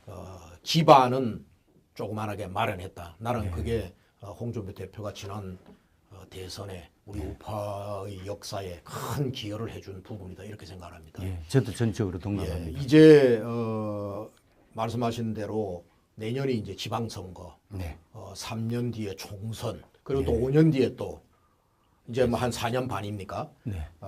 대선을 치르게 되는데 이 선거들이 다 이제는 연결이 되어 있습니다. 연관이 되어 있습니다. 내년 지방선거가 승리하지 않으면 저는 21대 총선이 어렵다고 보고요. 그리고 또 총선이 어려워지면은 또 대선이 굉장히 힘든 상황이 됩니다. 네. 그래서 어떻게 하든 내년 이제 6월 선거를 승리를 해야 되는데 조금 전에 필승 전략을 말씀하셨는데 필승 전략이라기보다도 우리는 반드시 내년 6월 선거에 이겨야 합니다. 네. 이 나라 역사를 위해서 자유대한민국을 위해서 이겨야 합니다. 그러기 위해서 우선 첫 번째로 해야 할 일이 홍준표 당 대표께서 지금 거기에 주력을 하고 있습니다만 당을 혁신해야 합니다. 네. 보수 우파 정당이 탄핵 정국을 가져오고 20대 총선에 패배를 하고 이렇게 지리멸렬하고 분열되게 된 데에는 저는 우파 정당의 소위 병든 부분이 있었다라고 저는 생각합니다. 그래서 홍준표 대표가 생각하는 우리 자유한국당의 혁신은 우선 이 병든 보수 우파의 이 소위 병든 부분, 보수 우파의 이 병든 부분을 어떻게 정확히 진단해서 거기에 대한 정확한 처방을 내리느냐 이런 문제일 것입니다. 그래서 혁신위가 출범한 지 제법 됐는데 사실 인적 혁신이나 조직 혁신이나 정책 혁신에 대한 그 로드맵을 가지고 지금 이 수뇌부에서는 진행을 하고 계십니다. 지금 현재 그것은 혁신위원회에 홍준표 대표께서 당 대표까지를 혁신의 대상으로 삼아서 혁신을 해봐라 이렇게 주문을 했기 때문에 혁신위원회가 지금 당장 내놓지 않는다 또 뭐 혁신위원회가 지금 뭘 하고 있느냐 이렇게 걱정하시는 분들도 제가 봤습니다만 지금 혁신위가 아마 물밑에서 우리 자유한국당의 혁신을 위해서 지금 많은 논의와 로드맵을 만들고 있을 것이다 저는 그렇게 생각을 합니다. 그래서 먼저 당을 혁신해야 합니다. 그래서 다시 국민들에게 보수우파 정당이 희망이 있는 정당임을 보여주는 것 그리고 그런 혁신을 바탕으로 해서 체제 정비하고 내부 전열을 정비하는 것 이것이 지금 현재의 우리 자유한국당 그리고 홍준표 대표 체제의 우파 정당이 해야 할 내년 6월 선거에 가장 중요한 필승 전략이 될 것이다. 올 연말까지는 그래도 좀 최고위원님께서 말씀하신 그 부분들이 마무리가 좀 될 수 있을까요? 6월 선거니까요. 네네. 어차피 시간이 전쟁을 치르려고 하면은 나름대로 군사를 양병하고 훈련시키고 이런 시간들이 필요하지 않습니까? 그런 측면으로 본다면 늦어도 금년 내에는 지금 얘기하는 당의 혁신과 내부 전열 정비, 체제 정비는 완결되어야 될 것이다. 저는 그렇게 생각을 합니다. 최 의원님 말씀에 아주 이 무거운 이 비장함이 느껴집니다. 예, 뭐 평화시기에 치르는 선거라면 다른 여러 가지 선거 필승 전략에 대한 논의, 뭐 조직 홍보 이런 얘기를 하겠습니다만 지금은 워낙 우파 정당이 위중한 시기이기 때문에 맞습니다. 근본을 돌아봐야 할 시기다. 근본을 정비해야 할 시기다. 제 개인적으로는 그런 생각을 갖고 있습니다. 그럼 내부 혁신과 더불어서 이제 외부하고의 그 보수 대통합을 원하는 그 요구가 곳곳에서 감지가 되고 있는데 사실 현재 구조가 다당 구조잖아요. 다당 구조 하에서 내년 지방선거를 치른다는 게 상당히 어려울 것 같은데 어떻게 이거를 아주 혁명적인 방법으로 양당제 구조로 전환시킬 수 있는 그런 묘안은 없을까요? 글쎄요. 이제 그런 점에 관련되어서 홍준표 대표께서 일관되게 하는 말씀이 당의 하나로 합쳐진다거나 혹은 지금 말씀하시는 그런 양당 체제가 된다거나 하는 것은 정치권의 인사들이나 정당이 좌지우지하는 것이 아닙니다. 그것은 국민이 해 주셔야 할 부분이다. 그래서 홍준표 대표는 이런 부분에 이렇게 표현을 하고 있죠. 결국 그것은 국민이 투표, 선거를 통한 투표 행위를 통해서 당을 하나되게 하기도 하고 양당 체제 혹은 다당 체제로 만들어 주시는 것은 전적으로 그것은 국민의 선택이고 국민의 몫이다. 그게 인위적으로 정치권이 특정한 의도를 가지고 그런 시도를 해서는 안 된다. 그리고 그건 실패한다. 우리 과거의 한국 정치사나 정당사를 보면 그런 인위적 정계 개편이 많았지 않습니까? 많이 있었습니다. 그런 경우가 성공한 예가 별로 없죠. 그리고 바람직스럽지 않은 방향으로 흘렀던 예가 훨씬 더 많고요. 그래서 근본적으로는 그렇게 생각을 하고 있고 지금 조금 전에 우리 그 앵커께서도 통합이라고 말씀을 하셨는데 뭐 원론적 의미에서 보면 그렇게 표현할 수도 있습니다만 제 개인적으로는 원래 하나였던 정당이 탄핵이라고 하는 한국 헌정사의 아주 초유의 사태를 맞이하면서 잠시 갈라서 있는 것입니다. 헤어져 있는 상태죠. 그렇기 때문에 지금 보수우파 자유대한민국 전체 다가 지금 현재 위기고 예. 어려운 상황이고 이혼이 또 아니고 별거네요. 그렇습니다. 그리고 지금 현재 안보, 경제, 네. 대한민국의 정치, 경제, 사회문 할 것 없이 특히 그중에 안보, 예. 총체적 위기고 건국 이래의 위기가 아니라 제가 볼 때는 개국 이래의 예. 우리 나라가 이런 큰 위기를 맞이한 적이 있었던가 할 정도로 지금 위기입니다. 그렇기 예, 때문에 맞습니다. 원래 하나였던 그 정당은 다시 하나로 합쳐져야 되는 겁니다. 그래서 그 부분에 관련되어서는 아까 뭐 말씀하신 대로 무슨 특별한 무슨 계획이 있느냐 이거보다도 그 흩어져 나갔던 아까 바른정당을 말씀하시는 것 같은데 네. 바른정당에도 합리적인 정치적 생각을 하시는 훌륭한 분들이 많이 계시니까 예. 지금 현재의 대한민국의 역사에서 우파 정당이라고 또 우파적 가치를 가지고 있는 자유민주주의의 애정을 갖고 계신 분들이라 그러면 예. 저는 당연히 하나로 합쳐야 한다 이런 생각을 가지고 있을 거라고 보고요. 네. 또 그런 게 저희들도 감지가 됩니다. 그렇기 때문에 저는 흩어졌던 우리 우파 정당이 하나로 되는 것은 네. 곧 저는 성사될 걸로 봅니다. 그 점에 관해서는 우리 당원 동지 여러분들이나 국민 여러분들께서는 걱정을 하지 않으셔도 저는 그렇게 될 거라고 보는데 다만 애정과 관심을 가지고 예. 그렇게 다시 하나로 합쳐질 수 있도록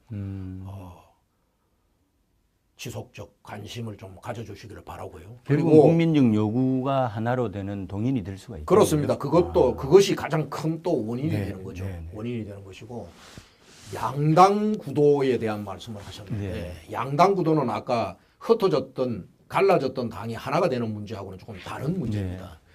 그래서 이 부분은 앞으로 지금 개헌 논의가 지속되고 있습니다만 네. 개헌에서 어떤 선거구 개편 논의가 있느냐 하느냐에 따라서도 좀 달라질 것이고요. 그리고 또 지금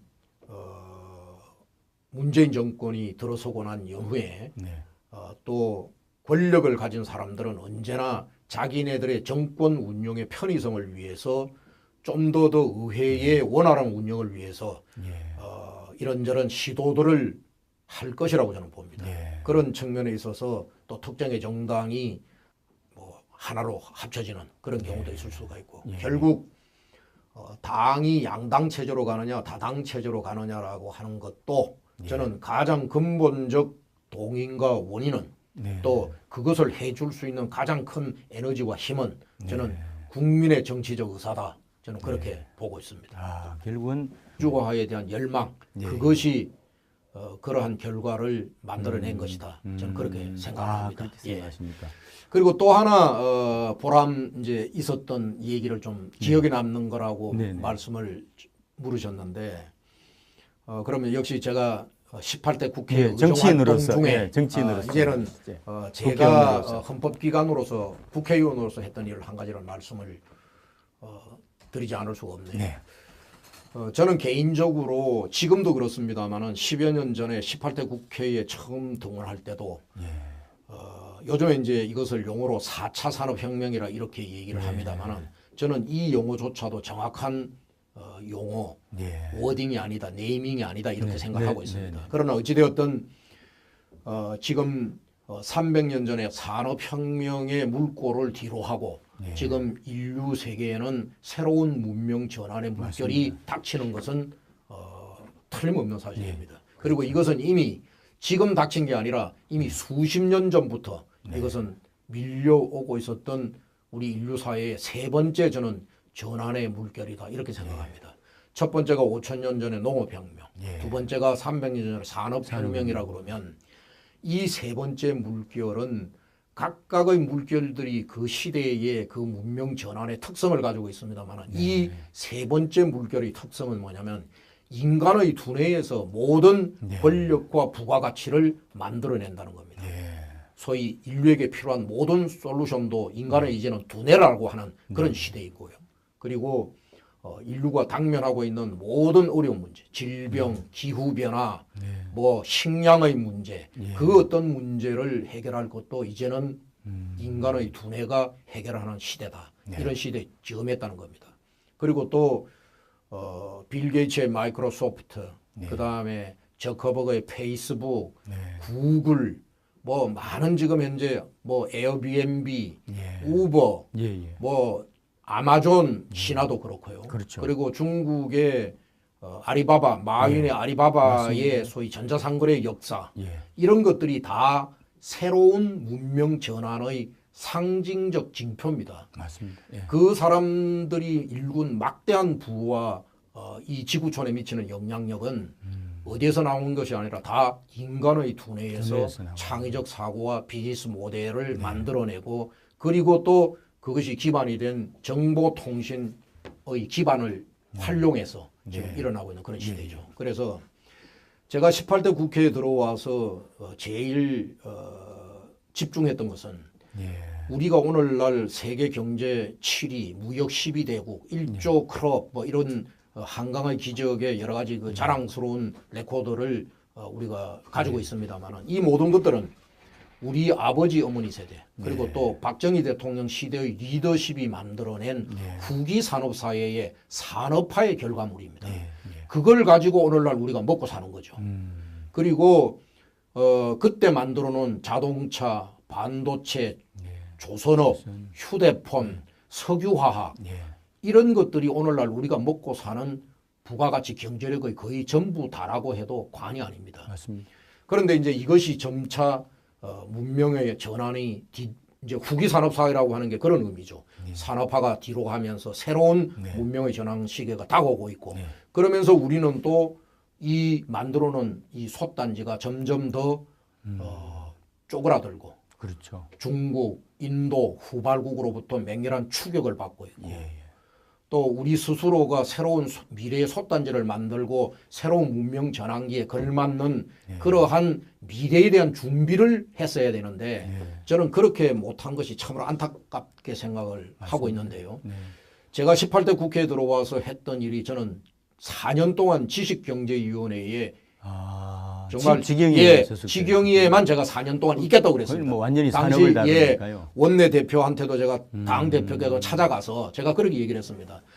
제가 해야 할 국회의원의 의정 활동의 전부 다는 앞으로 고갈되어가는 이 나라 국민들, 나라가 먹고 살아가야 할 미래 솥단지 산업, 다시 말하면 미래 성장 산업을 육성시키는 겁니다. 그렇기 때문에 제가 비록 초선 의원입니다만 여기에 집중하고 싶습니다. 그래서 제가 한국 지식재산기본법을 재정법으로 제가 발의를 했고요. 아, 그렇습니까? 그리고 한국 지식재산 기본법을 발의를 하셨어요. 네네. 결국 결국 이제 당시 그 이명박 정부의 정부 관계기관들이 저를 찾아와서 이것은 미래의 경제 헌법이라고 부를 만한 법인데 이거를 좀 이명박 정부가 발의를 한 정부 발의로 좀 해줬으면 좋겠다. 이런 요청이 들어와서 저로서는 꼭 한번 제 이름으로 해놓고 싶은 법이었습니다만 제가 당시 정부에 양보를 했습니다. 누가 하든 그렇습니까? 효율적으로. 저는 오히려 또 국회의원이 법안을 발의해서 또 몰고 가는 것보다는 정부 발의로 해서 여야의 힘을 모아가는 것이 훨씬 더 입법의 스피드, 속도도 빠르고 맞습니다. 효율적으로 만들어질 거라는 생각 때문에 제가 그렇게 했고, 그리고 제가 그 당시에 우리 미래 국민들이 먹고 살아가야 할 솥단지 산업을 저는 로봇 산업, 그 다음에 나노 기술을 이용한 신소재 산업, 그 다음에 IT 산업에 기반을 하고 새로운 UIT 산업. 그 UIT 산업이라는 게 요즘 4차 산업혁명이라는 용어가 대두되면서 나오고 있는 IoT, 사물 인터넷, AI, 인공지능, 이 모든 것들을 포함하는 것입니다. 그리고 우주항공 산업, 그리고 물산업. 물은 앞으로도 저는 어느 한 국가가 이것을 잘 선점을 하면 미래는 물